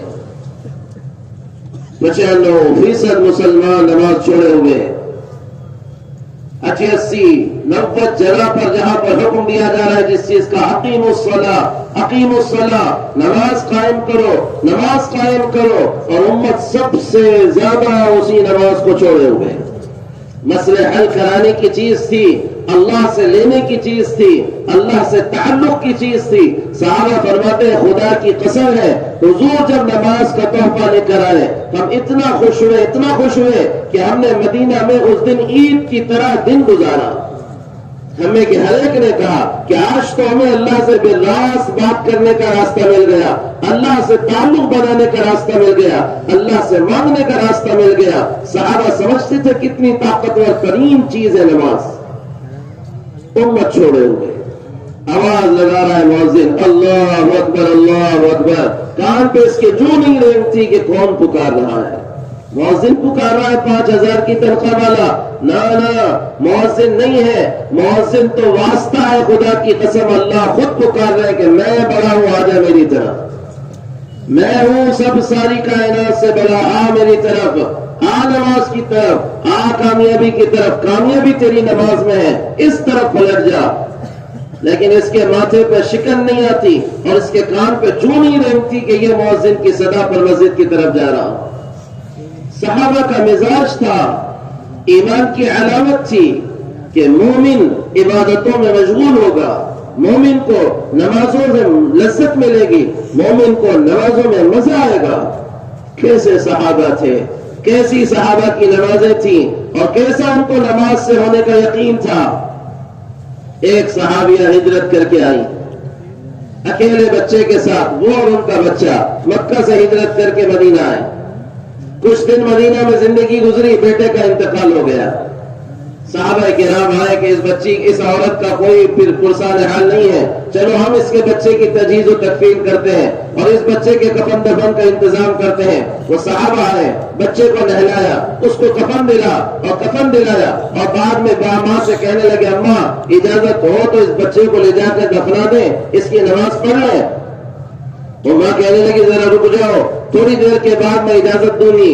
اپنے گھر میں آ کر، کمرے میں آ کر اللہ اکبر کہہ کر کھڑی ہوئی، 2 رکعت نماز پڑھ رہی اور ہاتھ اٹھا کر کہے یا اللہ ہاجرت الیک رغبۃ وآمنت لک طوعا وہاجرت الیک رغبۃ، پوری فرما برداری کے ساتھ ایمان لایا ہے، پوری رغبت کے ساتھ ہجرت کی ہے۔ مولا کوئی نہیں تھا، اپنے بچے کو لے کر اس مدینہ کو آئی ہوں، یہاں بھی میرا کوئی نہیں ہے، پورا خاندان میرا مخالف تھا، سب کی مخالفت قبول کر کے یہاں آئی ہوں، اب یہ میرا بچہ ہی میرا سہارا تھا، مولا تو نے اس کو بھی اٹھا لیا ہے۔ یہ اطلاع جب میرے خاندان والوں کو پہنچے گی تو میرے خاندان والے کہیں گے کہ دیکھ اپنے دین کو چھوڑ دیا، ہمارے خدا نے تیرے بچے کو مار دیا۔ اے میرے اللہ، کل قیامت کے دن تو اس بچے کو زندہ کرنے پر قدرت رکھتا ہے، اس وقت یہ میرے کچھ کام کا نہیں ہوگا، میں آج تجھ سے چاہتی ہوں کہ میرے اس بچے کو زندہ کر دے اور میرے خاندان والوں کی تہمت سے مجھے بچا لے۔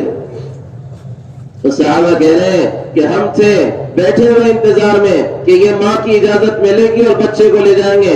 ہم نے دیکھا کفن میں حرکت ہوئی، ہم دوڑے، ہم نے کفن کو کھولا تو دیکھا وہی بچہ اٹھ کے بیٹھا ہوا ہے جس کو دفنانے کے لیے آئے تھے، اس کے ساتھ بیٹھ کر دوپہر کا کھانا کھایا ہے۔ کون سی چیز تھی؟ نماز سے لینے کا وہ ہنر جانتے تھے، اللہ سے لینے کا ہنر نماز کے ذریعے سے سمجھتے تھے کہ یہ وہ طاقت جو آسمان سے بارشوں کو برسا سکتی ہے۔ انس بن مالک اپنے کھیت میں آ رہے ہیں اور مالی سے کہہ رہے ہیں کہ بھائی کیا بات ہے، فصل ذرا صحیح نہیں لگ رہی۔ کہہ رہے صاحب بارش نہیں ہوئی ہے اس لیے فصل کا مسئلہ ایسے ہوا ہے۔ کہا لاؤ بھائی میرا مصلی لاؤ، 2 رکعت نماز پڑھ کر ہاتھ اٹھا رہے ہیں، مولا میرے باغ کو پانی چاہیے، اور دیکھ رہے ہیں کہ قبر کا ٹکڑا چلتا ہوا آ رہا، سارے کے سارے باغ کو سیراب کر کے جا رہا۔ خادم سے کہہ رہے جاؤ گھوڑا لے جا کر چکر لگا کر آؤ، دیکھو کہاں بارش ہوئی ہے، اور وہ واپس آ کر کہہ رہا ہے کہ صاحب ہمارے باغ کے علاوہ کہیں بارش نہیں ہوئی۔ کیسی نماز تھی؟ علی رضی اللہ تعالیٰ عنہ کے پیر میں ایک تیر لگ گیا، پنڈلی میں تیر لگا ایک لڑائی میں۔ علی رضی اللہ، طبیب آئے، ڈاکٹر آئے، نکالنے کی کوشش کرنے لگے تو سامنے کا جو کونا ہوتا ہے وہ پیچھے کھینچتے وقت اٹکنے لگا۔ کہنے لگا نہیں بھائی چھوڑ دو بڑی تکلیف ہو رہی ہے، رہنے دو اسے ایسے ہی رہنے دو، ابھی اس کی بڑی تکلیف ہو رہی ہے۔ قریب کے جو خاندان کے لوگ تھے انہوں نے کہا رہنے دو، ہم بھی بتاتے ہیں کب نکالنا ہے۔ ڈاکٹروں نے ویسے ہی چھوڑ دیا۔ علی رضی اللہ تعالیٰ نے اٹھ کر نماز کے لیے کھڑے ہوئے، اللہ اکبر۔ وہ کہنے لگے آپ طبیب ہو، ڈاکٹر ہو، حکیم ہو، جلدی آؤ۔ یعنی کیا بات ہے؟ کہ ان کا وہ تیر نکال لو۔ کہنے لگے نماز پڑھ رہے ہیں، کہ ان کو پتہ بھی نہیں چلے گا، نکال لو۔ وہ طبیب آ رہے ہیں، تیر کھینچ رہے ہیں، پٹی کر رہے ہیں، اور یہ اپنے اللہ اکبر میں اور تعجب سے بیٹھ کر یوں دیکھ رہے ہیں کہ یہ کون ہے، کیسی اس کی نماز ہے۔ نماز کا سلام پھر کہتے ہیں اور طبیبوں میں نہیں کہا تم سے کہ وہ تیر زخم تکلیف دے رہا ہے مت نکالو، وہ کہنے لگے اللہ آپ پہ رحم کرے امیر المومنین، ہم نے تو نکال دیا ہے۔ 6 مہینے کے بعد آیا ابو ریحانہ، 6 مہینے کے بعد سفر سے واپس آیا ابو ریحانہ، 25-30 سال کا نوجوان، عرب کا کڑیل نوجوان، شادی شدہ بیوی کو، اب شادی شدہ انسان بیوی کو گھر پہ چھوڑ کے اللہ کے راستے میں گیا ہوا، 6 مہینے کے بعد گھر لوٹا ہے، اس آدمی کی کیفیت اور اس کی بیوی کی کیفیت ایک شادی شدہ شخص جس نے اتنی مدت بیوی کے بغیر گزاری وہی جان سکتا ہے، وہی جان سکتا ہے۔ گھر میں آئے، بیوی سجی سوری کے، شوہر گھر میں آئے ہیں، پوری دلہن بنی ہوئی تیار بیٹھی ہے، آئیے میں نے کھانا پکایا ہے، جی کھا لیں گے۔ کھانے سے فارغ ہوئے، چلیے اندر کمرے میں، وہ کہنے لگے ٹھیک ہے چلنا تو ہے ہی، لیکن جس رب نے 6 مہینے کے بعد واپس بھیج دیا کہ حق نہیں ہے کہ 2 رکعت شکرانہ پڑھ لوں، بیوی کہہ رہے پڑھ لیجیے 2 رکعت شکرانہ، 6 مہینے کے بعد گھر آنے والا کتنی لمبی پڑھے گا، کتنی لمبی پڑھے گا۔ ہماری بیرون کی جماعتیں واپس آتی ہیں، ہم کہتے ہیں اسٹیشن سے چلو مرکز چلو کوئی کارگزاری سناؤ، کہتے ہیں بعد میں کارگزاری لینا، ابھی تو ہم گھر جا رہے ہیں۔ اور 6 مہینے کے بعد واپس آیا، 6 مہینے کے بعد واپس آ رہا ہے، کہہ رہے 2 رکعت شکرانہ پڑھ لو، ہاں پڑھ لو۔ بولے اللہ اکبر، نماز چل رہی چل رہی چل رہی چل رہی چل رہی، اور ان کا سلام صبح فجر کی اذان پر پھر رہا ہے۔ وہ پیچھے بیٹھی ہوئی کبھی ٹہلتی، کبھی ادھر ہوتی، کبھی ادھر ہوتی، کبھی ادھر جاتی، کبھی ادھر بیٹھتی، کبھی لیٹتی، اور پوری رات اس نے بھی ایسی نکال دی۔ جیسے سلام پھیرا تو پیچھے سے آ کر پکڑ کر چھجوڑنے لگی، تعبتا اتعبتنی سہرتا اسرتنی، پوری رات خود بھی تھکا ہے، میں بھی ایسے ہی ٹہلتے ٹہلتے تھک گئی تیرے چکر میں، پوری رات خود جگا ہے، مجھے بھی پوری رات جگایا، مجھے کہہ دیتا نماز پڑھنا ہے صبح فجر تک، سو جاتی، میں میری نیند تو ہو جاتی، میں تو نہیں تھکتی تیرے انتظار میں۔ اور ٹھیک ہے اللہ کی عبادت اپنی جگہ پر ہے، لیکن اما لنا فیک من حق، کیا ہمارا کوئی حق ہے کہ نہیں ہے؟ 6 مہینے کے بعد آ کر اللہ اکبر کہہ کر پوری رات نکال رہا ہے تو پوری غصے میں، اور وہ کہہ رہے ہیں نسیت واللہ یا امت اللہ، او اللہ کی بندی بھول گیا تھا تو پہلو میں بیٹھی ہوئی، اور چڑھ گئی، کیا بھول گیا تھا؟ تو جنگل میں ہوتا، صحرا میں ہوتا، اور وہاں کہتا بھول گیا تھا تو سمجھ میں احمد پہلو میں بیٹھی، کھانا میرے ساتھ کھایا، بازو ٹہل رہی ہوں، اور تو کہہ رہے میں بھول گیا تھا، کیسی بات کر رہا ہے؟ تو کہہ رہے ہوا یہ میں نے اللہ اکبر کہا، قرآن پڑھنے میں لگا، قرآن پڑھتے ہوئے جنت کے تذکرے آئے، جہنم کے تذکرے آئے، میں ایسا مگن ہو گیا کہ مجھے یاد نہیں رہا 6 مہینے کی منتظر بیوی پہلو میں بیٹھی ہوئی ہے۔ کیسی نماز تھی، کیسی نماز تھی او دوستوں، کیسی نماز تھی۔ سجدہ کرتے ہوئے چٹائی بیگم کی یاد دلا رہی ہو، یہ حال نمازوں کا چل رہا ہے۔ ابن القیم رحمۃ اللہ علیہ کہتے ہیں 5 قسم کے نمازی ہوتے ہیں، اور مدارج السالکین میں لکھا ہے 5 قسم کے نمازی ہوتے ہیں۔ ایک وہ ہوتے ہیں جو معذب ہوتے ہیں، دوسرے ہوتے ہیں معاقب، تیسرے ہوتے ہیں معافی، چوتھے ہوتے ہیں معجور۔ ایک وہ ہے جو نماز میں پڑھتا ہی نہیں ہے، آگے پیچھے کرتا ہے، کبھی ظہر پڑھ لی، عصر اڑا دی، عصر پڑھ لی، مغرب اڑا دی۔ یہ ہے عذاب جس کو دیا جائے گا نماز کے چھوڑنے کا، عذاب دیا جائے گا، اس کو عذاب ہوگا۔ ایک وہ ہے جو نماز تو پابندی سے پڑھتا ہے لیکن دھیان نہیں جماتا نماز میں، دھیان کے ساتھ نماز نہیں پڑھتا، آتا ہے بے دلی کے ساتھ، 4 پھونک مارتا ہے، اٹھ کے نکل جاتا ہے۔ قرآن ان کے بارے میں کہہ رہا ہے فویل للمصلین الذین هم عن صلاتهم ساہون، ہلاکت ہے ایسے نمازیوں کے لیے جو اپنی نمازوں میں لاپرواہی برتتے ہیں، بے احتیاطی برتتے ہیں۔ یہ ہے جن کی پکڑ ہوگی، سرزنش ہوگی، عذاب ان کو بھی ہوگا کہ انہوں نے اللہ اکبر کہنے کے بعد کیوں دماغ ادھر ادھر ڈالا۔ حدیث میں آتا ہے بندہ اللہ اکبر کہتا ہے اور ذہن ادھر ادھر ڈالتا ہے تو اللہ کہتے ہیں میرے بندے مجھ سے زیادہ اہم کون مل گیا جس کی طرف دماغ ڈال رہا ہے، پلٹ جا میری طرف۔ یہ پھر دماغ ادھر ادھر ڈالتا ہے تو اللہ کہتے ہیں میرے بندے مجھ سے زیادہ خوبصورت کون مل گیا جس کی تلاش میں تو نماز میں بھی بھٹک رہا ہے، اور پھر زبان ذہن ادھر ادھر ڈالتا ہے تو اللہ کہتے ہیں میرے بندے مجھ سے زیادہ بڑا تجھے کون مل گیا جس کی طرف تو ادھر ادھر جا رہا ہے۔ اور پھر ان تینوں پکاروں کے باوجود بھی وہ اپنے ذہن کو نماز میں نہیں لاتا تو اللہ فرشتوں سے کہتے ہیں جب یہ نماز پوری کر لے تو ایک گندے کپڑے میں لپیٹ کر اس کی نماز اس کے منہ پہ مار دو، نہیں چاہیے ویسی نماز۔ یہ ہے وہ جو نمازوں میں لاپرواہی کرتے ہیں، ان کو بھی پکڑ ہوگی، عذاب ہوگا۔ تیسری قسم نمازیوں کی معافا، جن کے ساتھ درگزر کا معاملہ کیا جائے گا، پاسنگ مارک دے کر آگے بڑھایا جائے گا. کہتے ہیں یہ وہ لوگ ہیں جو اللہ اکبر کہہ کر دھیان کو جماتے ہیں نماز میں، اور دھیان کو جمانے کے بعد پھر ان کا دھیان ادھر ادھر جاتا ہے، پھر اس کو پکڑ کر لاتے ہیں، پھر ادھر جاتا ہے، پھر لاتے ہیں، پھر جاتا ہے، پھر لاتے ہیں، اور اسی کوشش میں نماز پڑھتے رہتے ہیں. اللہ کہیں گے کہ چلو تم نے کوشش کو تو کی تھی، ہم نے پاس کر دیا. اور چوتھی قسم وہ ہے جو لوگ اللہ اکبر کہتے ہیں اور وہ کیفیت بنتی ہے کہ اللہ دیکھ رہے ہیں یا اللہ انہیں دیکھ رہا ہے، بس انہیں اور کوئی نظر نہیں آتا سوائے اللہ کے. یہ وہ لوگ ہیں جو اپنی نماز سے دنیا اور آخرت میں فائدہ اٹھائیں گے. اور پانچواں درجہ ہے نماز کا. جب آدمی محنت کر کے اس پر جاتا ہے تو پھر پانچویں درجے پر پہنچتا ہے کہ جہاں آدمی کی آنکھوں کی ٹھنڈک نماز بن جاتی ہے. حضور کی آنکھوں کی ٹھنڈک نماز تھی کہ نماز کے بغیر چین نہیں آتا. جیسے بیٹا آنکھوں کی ٹھنڈک ہے، گاڑی آنکھوں کی ٹھنڈک ہے، موبائل آنکھوں کی ٹھنڈک ہے، بیٹی آنکھوں کی ٹھنڈک ہے، بیوی آنکھوں کی ٹھنڈک ہے، ماں باپ آنکھوں کی ٹھنڈک ہے، ان کے بغیر چین نہیں آتا. ایسے ہی بندے کو نماز کے بغیر چین نہیں آتا. اللہ سے تعلق ایمان کی مضبوطی کی علامت ہے کہ بندہ نمازوں کا اہتمام کرے، عبادتوں میں تعلق اللہ کے تعلق کو ڈھونڈے، اللہ کے سامنے کھڑے ہو کر نوافل کا، سنتوں کا اہتمام کرے. حکم ہے اس دھوکے میں نہ رہ جانا ہو دوستوں کہ ہم دعوت دینے والے کہ صاحب ہمیں مشورے سے، ہمیں دعوت سے فرصت نہیں ہے کہ ہم نماز پڑھ لیں. حضور اکرم صلی اللہ علیہ وسلم سے بڑی کس کی ذمہ داری تھی سوچو. عالم کی ذمہ داری محمد رسول اللہ صلی اللہ علیہ وسلم پہ کندھوں پہ ڈال کر اللہ ان سے بھی کہہ رہے ہیں فَإِذَا فَرَغْتَ فَانْصَبْ وَإِلَىٰ رَبِّكَ فَارْغَب. اے محمد صلی اللہ علیہ وسلم جب کبھی دعوت سے فارغ ہو جائے سستائے نہیں، آرام نہ کریں، گپے نہ لگائیں، بلکہ اللہ کے سامنے کھڑے ہو کر گڑ جائیں عبادتوں میں.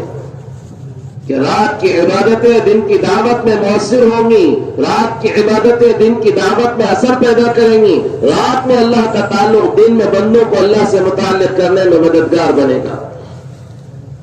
عبادتیں ہیں، اللہ سے لینے کا ذریعہ ہے. اور بندہ جب نوافل پر آتا ہے، یہ تو فرائض ہے، بندہ نوافل اور سنتوں اور نوافل پر آتا ہے تو بخاری کی روایت ہے اللہ اس سے محبت کرنے لگ جاتے ہیں. لا يزال يتقرب الي عبدي بالنوافل. بندہ برابر نوافل کے ذریعے سے مجھ سے قرب حاصل کرتا رہتا ہے حتی احببته، یہاں تک کہ میں اس سے محبت کرنے لگتا ہوں. فاذا احببته كنت سمعه الذي يسمع به. جب محبت کرنے لگتا ہوں تو میں اس کا کان بن جاتا ہوں جس سے سنتا ہے، میں اس کا ہاتھ بن جاتا ہوں جس سے پکڑتا ہے، میں اس کا پیر بن جاتا ہوں جس سے چلتا ہے. اور میں مخلوق میں اعلان کرتا ہوں فرشتوں کے سامنے کہ اے فرشتوں، میں اعلان کر رہا ہوں کہ یہ میرا ولی ہے، یہ میرا دوست ہے، جو اس کے خلاف جائے گا اس کے خلاف اللہ خود اعلان جنگ کرے گا.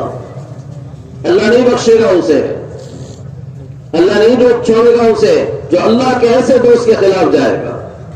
سفیان ثوری حرم میں تھے، بیت اللہ کا طواف کر رہے تھے، وقت کا گورنر ان پہ بگڑ گیا، کہنے لگا آج تو سفیان ثوری کو قتل کر کے رہوں گا، اور اگر وہ حرم میں ہے تو حرم میں بھی اگر آج کسی کا خون بہے گا تو سفیان ثوری ہوگا.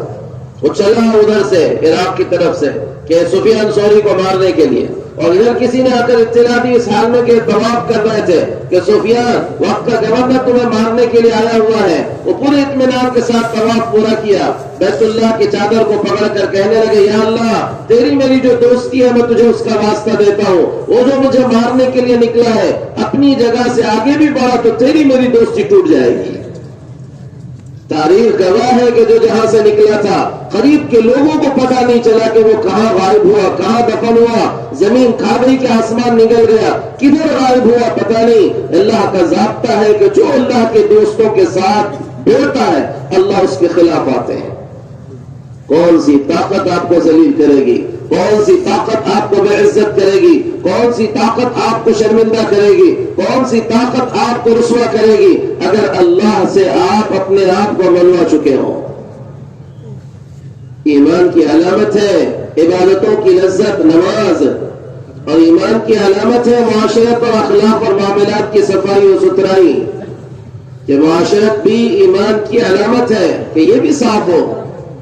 ورنہ یاد رکھیں دوستوں، بڑے بڑے اعمال، بڑی بڑی نیکیاں، بڑے بڑے اعمال اور بڑی بڑی نیکیاں کرنے والا معاشرت کی اور معاملات کی خرابی کی وجہ سے کل قیامت کے دن جہنم میں پھینک دیا جائے گا.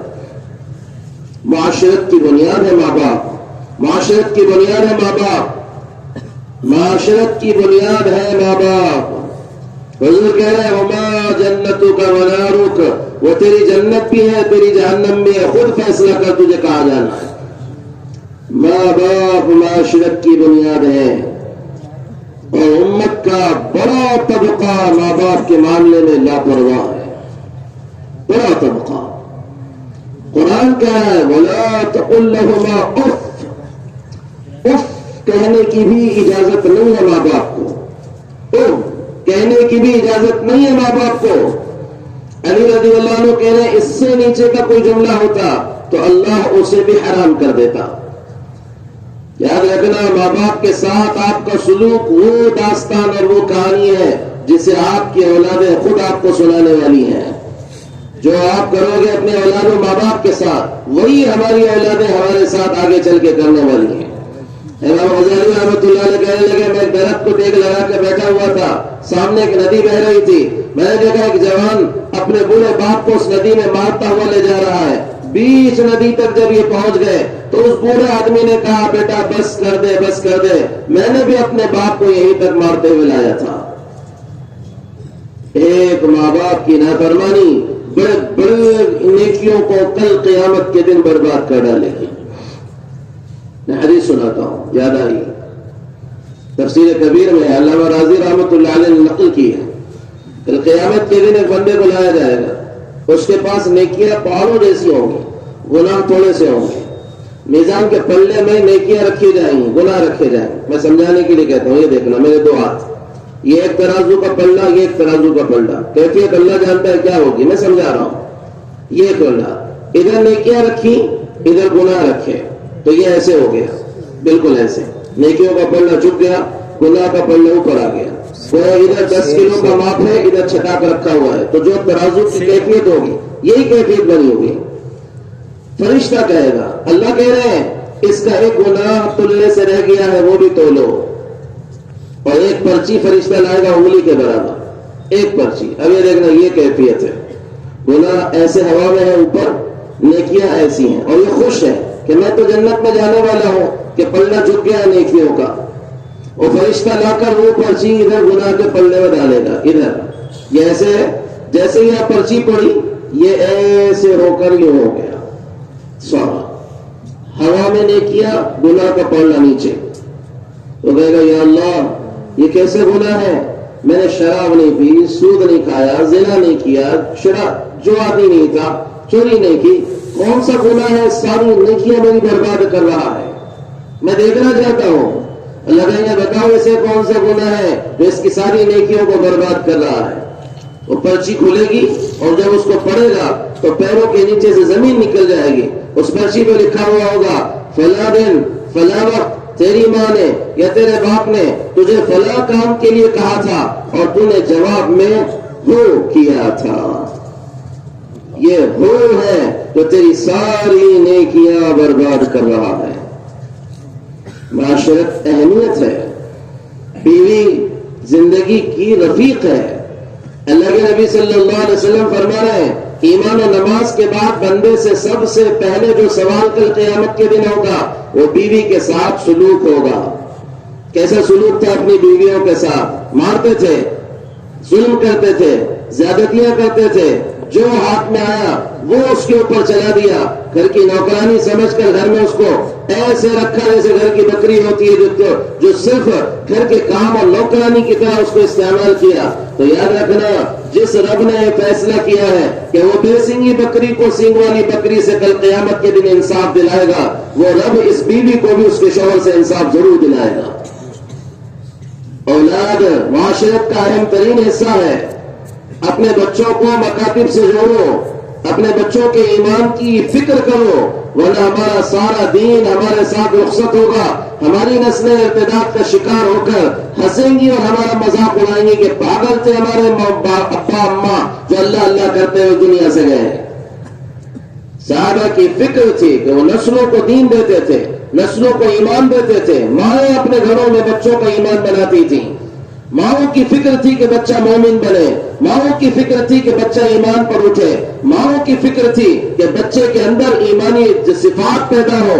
قرن اول کی تاریخ لکھی ہے، کوئی ماں اپنے بچے کو صبح کا ناشتہ اس وقت تک نہیں دیتی تھی جب تک کہ وہ بچہ فجر کی نماز نہ پڑھ لے، قرآن کی تلاوت نہ کر لے اور کچھ ورزش کر کے پھر گھر پر نہ آ جائے، تب تک وہ ماں اس بچے کو کھانا نہیں دیتی تھی۔ کدھر جا رہی ہے نسلیں؟ کدھر جا رہی ہے نسلیں؟ آواز لگ رہی ہے گھر میں تعلیم شروع کرو، گھر میں تعلیم کا نظام بناؤ۔ اس تعلیم کے اثرات سے نسلیں محفوظ ہوں گی، اس تعلیم کی وجہ سے گھر کا ماحول دیندار بنے گا، بچوں کا ماحول دیندار بنے گا۔ لیکن کیا فکر ہے جو ہم اس کو اپنے گھر میں لے لیں؟ ایک ایک بچہ دنیا کے نقشے پہ جا رہا، ایک ایک بچے کا ذہن مادیت کا بن رہا۔ ان سب کے درمیان ہم نے اپنی نسلوں پر ایمان اور عمل کی کوئی محنت نہیں کی تو یہ نسلیں سوائے ارتداد کے اور کہاں جائیں گی؟ فکر ہے خواجہ قطب الدین بختیار کاکی والدہ کی فکر سنو۔ تو بچہ پیدا ہوا، کچھ سوجھ بوجھ پہ آیا، مدرسے کو جاتا واپس آتا تو ماں کہتی بیٹا تجھے بھی اللہ ہی کھلاتے ہیں، مجھے بھی اللہ ہی کھلاتے ہیں، 2 رکعت نماز پڑھ، اللہ سے مانگ، پھر تلاش کر کہیں نہ کہیں کچھ نہ کچھ کھانے کو مل جائے گا۔ وہ بچہ روز آتا، نماز پڑھتا، نماز پڑھ کے دعا کرتا، اللہ تعالیٰ مجھے کھانا کھلا دے، بھوک لگی ہے۔ ماں کسی جگہ پر کھانا چھپا کے رکھتی، تلاش کرنے پہ ملتا، کھا لیتا۔ بچے کا یقین بن رہا کہ کھلانے والی ذات اللہ کی ہے۔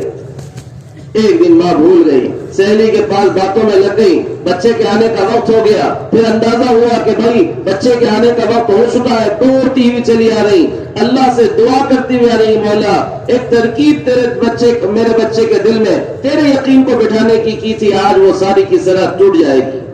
بچہ آئے گا، دیکھے گا نماز پڑھنے کے بعد بھی کھانا نہیں ملا تو بچے کا دماغ جائے گا کہ صاحب ایمان رکھتی تھی، کوئی اللہ کی طرف سے نہیں آتا تھا۔ وہ دوڑتی ہوئی آ رہی، دیکھ رہی بچہ آرام کر رہا ہے، کچھ کھانا پکا کر چھپا رہی، اور اس کے بعد بچے کو اٹھا کر کہہ رہی ہے بیٹا اٹھو کھانا کھا لو۔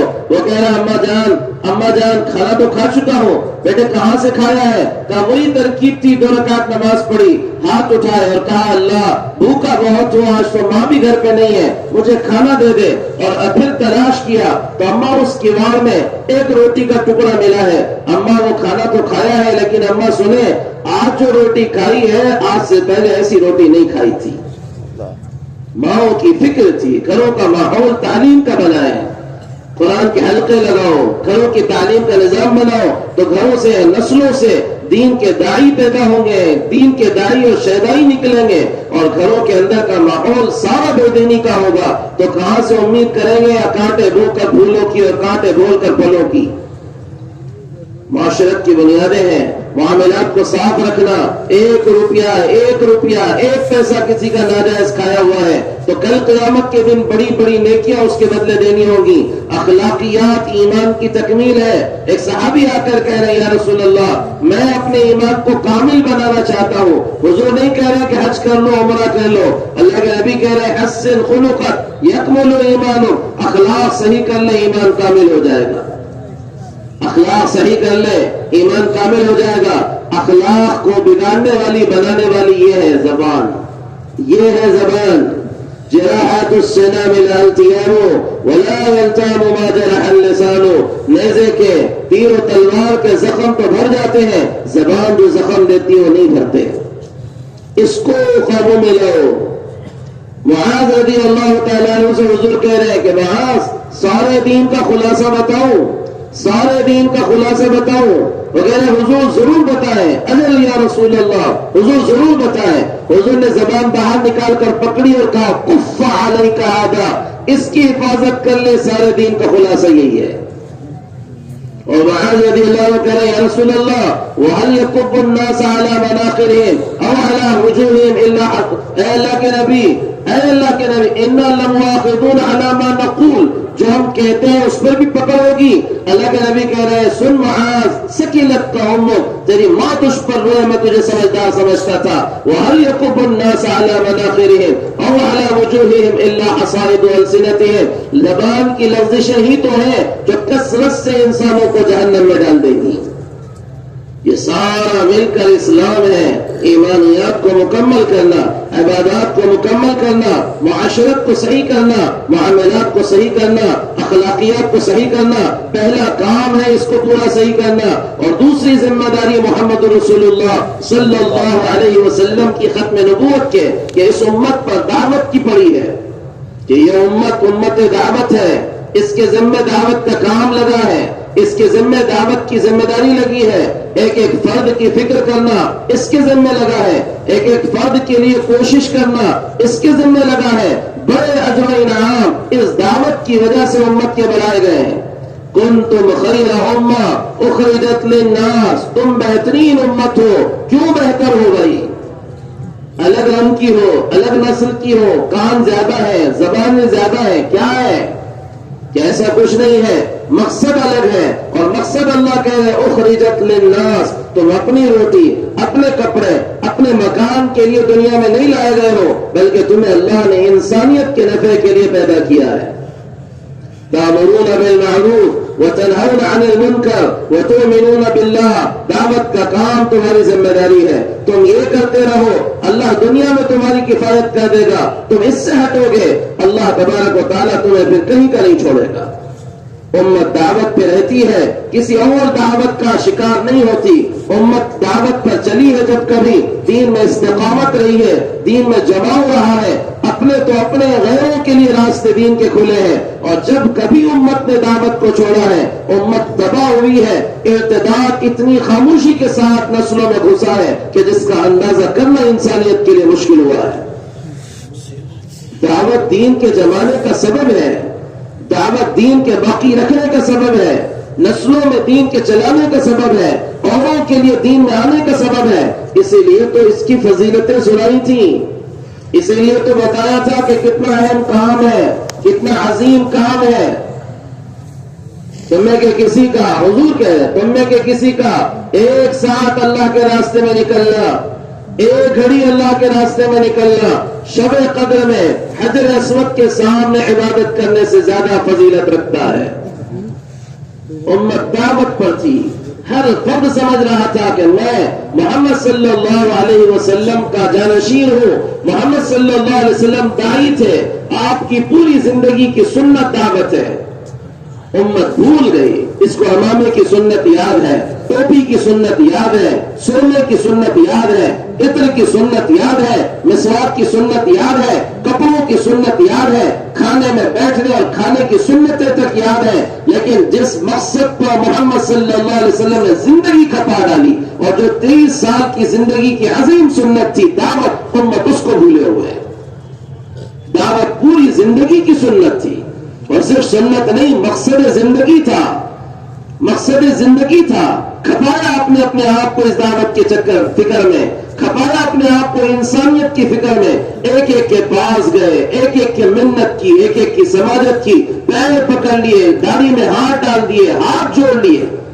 آجا بھائی اللہ سے جڑ جا، آجا بھائی اللہ سے جڑ جا، آجا بھائی اللہ سے جڑ جا، ایک اللہ کی بات کہنے کامیاب ہو جائے گا۔ قولوا لا الہ الا اللہ تفلحوا۔ کیا کچھ نہیں ہوا، کیا کچھ نہیں ہوا۔ منیب ازدی کہہ رہا میں دیکھ رہا تھا یہ منظر، کسی نے مٹی ڈالی، کسی نے تھوکا، کسی نے گالی دی، 2 پہر تک اسی طرح ہوتا رہا، لیکن وہ نبی یہ سب کرتا رہا۔ اور بیٹی نے آ کر چہرہ صاف کیا، کپڑے صاف کیے، تو وہ نبی بیٹی سے کہنے لگا بیٹی اپنے باپ کی ہلاکت کا ڈر نہ کر، خدا کی قسم ہے تیرے باپ کا لایا ہوا دین ایک وقت آئے گا، دنیا کے ہر کچے اور پکے گھر میں داخل ہو کے رہے گا۔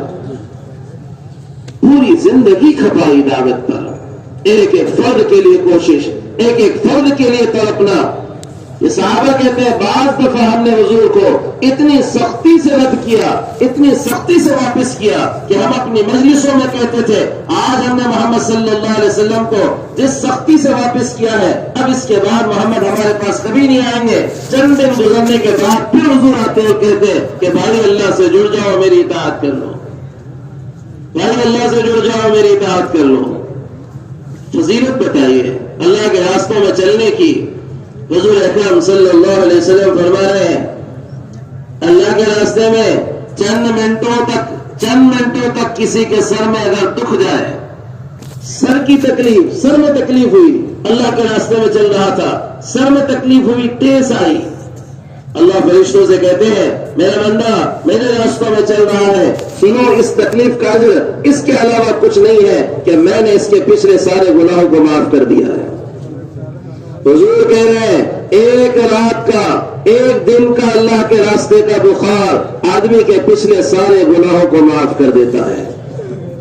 ایک خاتون آئی, کہنے لگی یا رسول اللہ صلی اللہ علیہ وسلم میرا شوہر اللہ کے راستے میں چل رہا ہے, کیا کوئی عمل ہے کہ جس کو میں کر لوں تو وہ جو اجر اس کو مل رہا ہے وہ اجر مجھے یہاں مل جائے.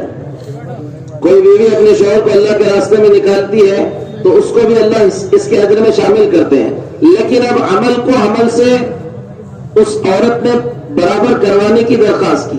کوئی عمل اللہ کے راستے کے عمل کے برابر بتائیے.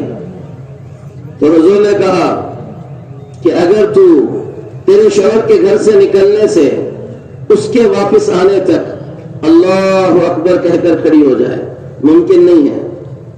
صبح شام رات دن پورا جب سے وہ نکلا ہے جب تک واپس آئے اللہ اکبر, اور جب سے وہ نکلا ہے جب وہ واپس آئے اس وقت تک تو روزے سے رہے پورے 6 مہینے 8 مہینے 4 مہینے 2 مہینے, جب سے نکلا ہے تب سے تو اللہ اکبر کہہ کر کھڑی ہو, اور جب سے نکلا ہے تب تک تو روزے کے ساتھ رہے.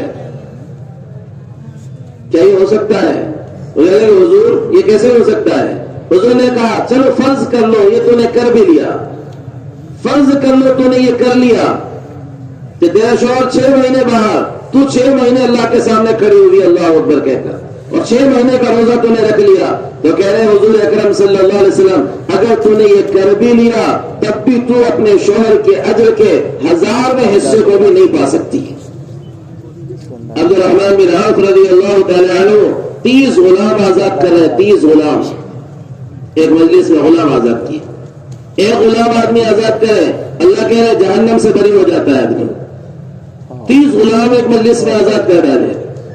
تو لوگوں نے کہا عبد الرحمن آج تم سے زیادہ اجر اور تم سے زیادہ ثواب کمانے والا تو کوئی نہیں ہے, تم نے صحیح ثواب کمایا ہے, اجر و انعام تو تمہارے حصے میں اصل آیا ہے. عبد الرحمن بن عوف رضی اللہ تعالیٰ عنہ نے کہا کہ جانتے ہو مجھ سے زیادہ اجر و انعام کمانے والا کون ہے؟ کون؟ 30 غلام آزاد کرنے والے سے بڑا کون انعام آج اٹھانے والا ہوگا؟ کہہ رہے مجھ سے زیادہ اجر و انعام اٹھانے والا, مجھ سے زیادہ ثواب کمانے والا وہ شخص ہے جو اللہ کے راستے میں چل رہا ہو, اپنی سواری پر ہو, اس کی لکڑی اس سواری کو چلانے کا اس کا چابک اس کے ہاتھ میں ہو, وہ چلتے چلتے اس کو اونگ آئے اور اس اونگ کی وجہ سے اس کے ہاتھ سے وہ چابک گر جائے, اس گرنے پر وہ جو جلا اور اس گرنے پر جو اسے ڈر ہوا اور اسے جو تکلیف ہوئی, اس تکلیف پر اللہ جو اس کو اجر و انعام دے گا میرے 30 غلام آزاد کرنے کا ثواب اس کے مقابل میں کم ہو جائے گا. میرے دوستوں دعوت کا راستہ عظیم راستہ, چلو پھرو. اللہ کو بندے بڑے پسند ہیں جو مخلوق میں اللہ کا تعارف کراتے ہوئے چلتے پھرتے رہتے ہیں. حدیث میں آتا ہے ایک جنتی اپنی جنت میں ہوگا تو ایک روشنی چمکے گی اوپر سے, تو سمجھے گا اللہ کی تجلی ہے, تو سجدے میں گرنے کی کوشش کرے گا. اس کے فرشتے جو معاون ہوں گے خادم کہیں گے کیا کر رہے ہو؟ کہ شاید اللہ کی تجلی ہے اس لیے سجدہ کر رہا ہوں. کہ نہ سجدہ نہ کرو. کہ کیا بات ہے کیوں نہ کرو؟ کہ اللہ کی تجلی نہیں ہے. کہ پھر کیا ہے؟ کہ تجھ سے اوپر کا جو جنتی ہے اپنی بیوی کے ساتھ ہنسی اور خوشی کی باتیں کر رہا ہے, وہ کھلکھلا کے ہنسی اور یہ کھلکھلا کر ہنسا, اس کے دانت کی چمک ہے جسے تجھے اللہ کی تجلی کہہ رہا ہے. تو کہے گا یہ کیا ہو گیا, میں یہاں کیوں ہوں, اس مقام پہ میں کیوں نہیں پہنچا, اس جگہ پر میں کیوں نہیں گیا؟ وہ فرشتہ کہے گا اس کی وجہ یہ تھی کہ تو گھر میں بیٹھا رہتا تھا اور وہ اللہ کے راستوں میں در در کی ٹھوکریں کھاتا رہتا تھا.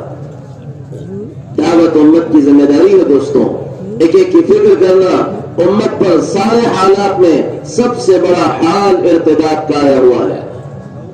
سارے حالات اپنی جگہ پر ہیں, سارے مسائل اپنی جگہ پر ہیں. امت کا سب سے بڑا حال یہ ہے کہ امت مرتد ہو رہی ہے. ان کے گھروں میں, ان کے بازاروں میں, ان کی دکانوں اور ان کی زندگیوں میں ارتداد گھس گیا ہے. کون پکڑے گا, کون پیچھے گا, کون لائے گا؟ امت کی ذمہ داری تھی, ہم سب کا کام تھا. ایک ایک کی فکر کرتے, ایک ایک کے لیے تڑپتے, ایک ایک کے لیے پڑھتے.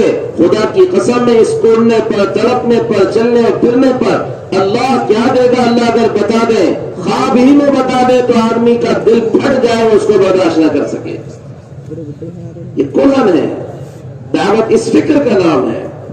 علیہ صاحب رحمت اللہ علیہ, ایک آدمی تڑپا ہے, ایک آدمی رویا ہے رات رات. اتنا بڑا اللہ نے یہ باغ بنا دیا, جگہ جگہ اجتماعات, ہزاروں کی تعداد میں جماعتیں, اللہ اللہ سے ہونے کی آوازیں ہر جگہ سے لگ رہی. ایک کی طرف پر سب مل کر تڑپے تو دیکھو دنیا کا نقشہ کیا ہو. ایک تڑپا ہے, ایک نے کوشش کی, ایک کی فکر تھی. رات میں ٹہل رہے اپنے کمرے کے اندر, اہلیہ کہہ رہی ہے جی کیا ہو گیا, کوئی تکلیف, کوئی بیماری, دوا لاؤ. کہنے لگے کہ بھائی او میری اہلیہ, اگر تجھے میری تکلیف کا اندازہ ہو جائے اور تجھے تو تکلیف مل جائے تو اس گھر میں ٹہلنے والے ایک کے بجائے دو ہو جائے. کسی کی شب وصل ہنس کر کٹے, کسی کی شب ہجر رو کر کٹے. الہی میری شب کیسی شب ہے, نہ ہنس کر کٹے نہ رو کر کٹے. رات رات رونے کی آوازیں ہیں. وہ شکاری آ کر سوچ رہا ہے کہ کون رو رہا ہے جس کی اندر کی آواز ایسی آ رہی ہے جیسے کہ کوئی ہانڈی ابلتی ہے. آگے دیکھا علیہ صاحب رحمت اللہ علیہ, کیا ہوا صاحب, آپ کو کیا مسئلہ ہے, کیا پریشانی ہے؟ اس سے بڑی کیا پریشانی ہو سکتی ہے کہ محمد صلی اللہ علیہ وسلم کا امتی بے ایمان اور بے نماز اس دنیا سے جا رہا ہے. ایک ایک کو فکر, ایک ایک کی ٹوٹی میں ہاتھ ڈال کر اپنے آپ کو ذلیل کیا.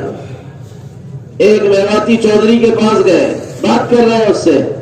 وہ ادھر ادھر دیکھ رہا ہے, ادھر دیکھ رہا ہے, کبھی ادھر دیکھ رہا ہے, کبھی ادھر دیکھ رہا ہے.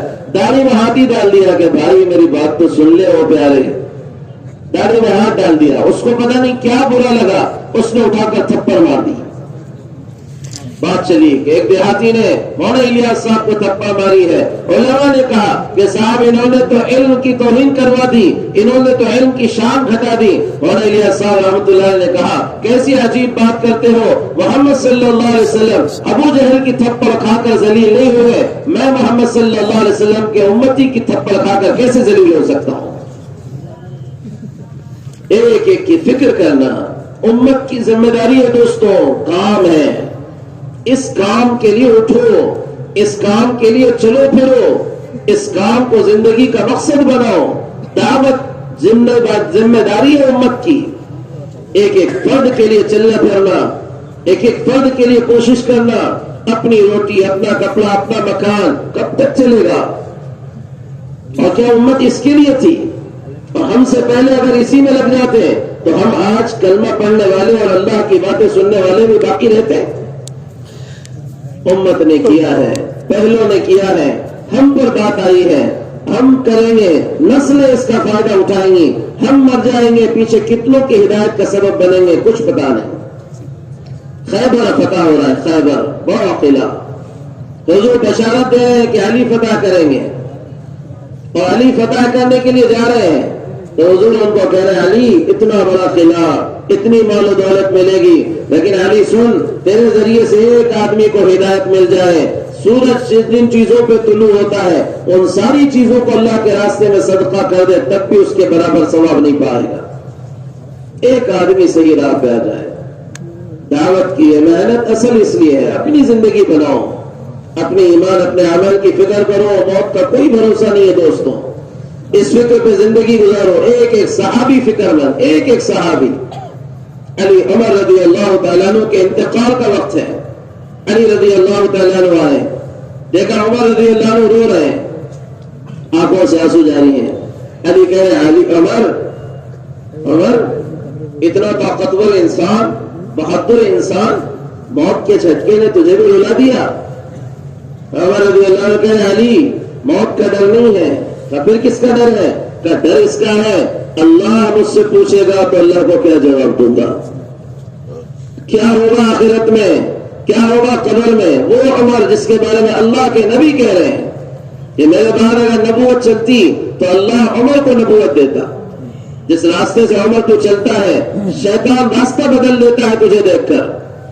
ہر نبی کی امت میں ایک شخص ہوتا ہے جس کی زبان پر فرشتہ بولتا ہے میری امت کا وہ شخص عمر تو ہے۔ وہ کہہ رہا ہے علی ڈر اس کا ہے اللہ کو کیا جواب دوں گا، کیا بنے گا آخرت کا۔ او دوستو، ہم کون سی کھیت کی گاجر مولی، کیا حیثیت ہماری، کیا حیثیت ہماری وقت کا۔ عمر کہہ رہا ہے میرا کیا ہوگا، علی کہہ رہے ہیں عمر اطمینان رکھ، میں نے حضور کو کہتے ہوئے سنا ہے تو جنتی ہے۔ عمر کہہ رہے ہیں علی تو کہنا دے مجھے، کیا یہ گواہی اللہ کے سامنے بھی دے دے گا؟ علی کو جوش آیا، بلاؤ حسن کو، بلاؤ حسین کو۔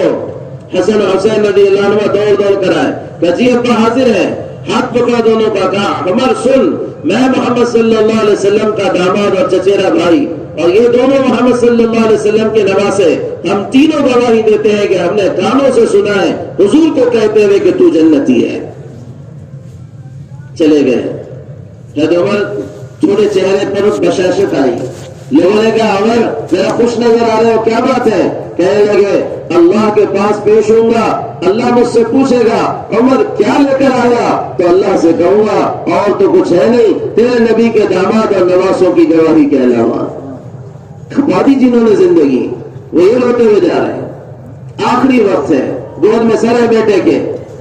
کون ہے؟ کہا میں ہوں آپ کا بیٹا عبداللہ۔ بیٹا سر نیچے ڈال دے زمین پر۔ کہا رہنے دے آرام ہوگا۔ بیٹا سر نیچے ڈال دے زمین پر۔ کہا رہنے دے آرام ہوگا۔ کہ نیچے ڈال۔ اور چہرہ نیچے ڈالا اور چیخ نکل گئی بیٹے کی عمر رضی اللہ عنہ کو دیکھ کر کہ زمین پہ چہرہ پڑتے ہی اپنے گال کو زمین پہ رگڑ کر کہہ رہے ہیں وَيْلٌ لَكَ يَا عُمَرْ إِن لَمْ يَغْفِرْ لَكَ رَبُّكَ، عمر اگر اللہ نے تجھے معاف نہیں کیا تو برباد ہوا۔ ایسے لوگ جن کے بارے میں بشارتیں ہیں وہ اپنی فکر میں جا رہے ہیں۔ دوستو ہماری کیا حیثیت ہے، زندگی بھی کھپا دیں ہم، اپنے آپ کو بھی تباہ کر دیں ہم، تب بھی اللہ کی قسم ان کے مقام کو نہیں پہنچ پائے۔ آواز لگ رہی ہے، دعوت کی اس محنت کے ذریعے سے آواز لگ رہی ہے، امت کا بھولا ہوا سبق ہے، امت خود ایمان پر تھی، عمل پر تھی، اور امت دعوت پر تھی، پھر سے اس پر آؤ، اللہ تعالیٰ پھر سے وہ عزتیں دے گا، پھر سے وہ شان و شوکت دے گا جو اللہ نے صحابہ کو دی تھی۔ راستہ ہے، اس کے لیے اپنے آپ کو تیار کرو، اس کے لیے اپنے عزائم کرو، اس کے لیے اپنے ارادے کرو۔ اس سارا مجمع یہ نیت کرے کہ ہم محمد صلی اللہ علیہ وسلم کے امتی ہیں۔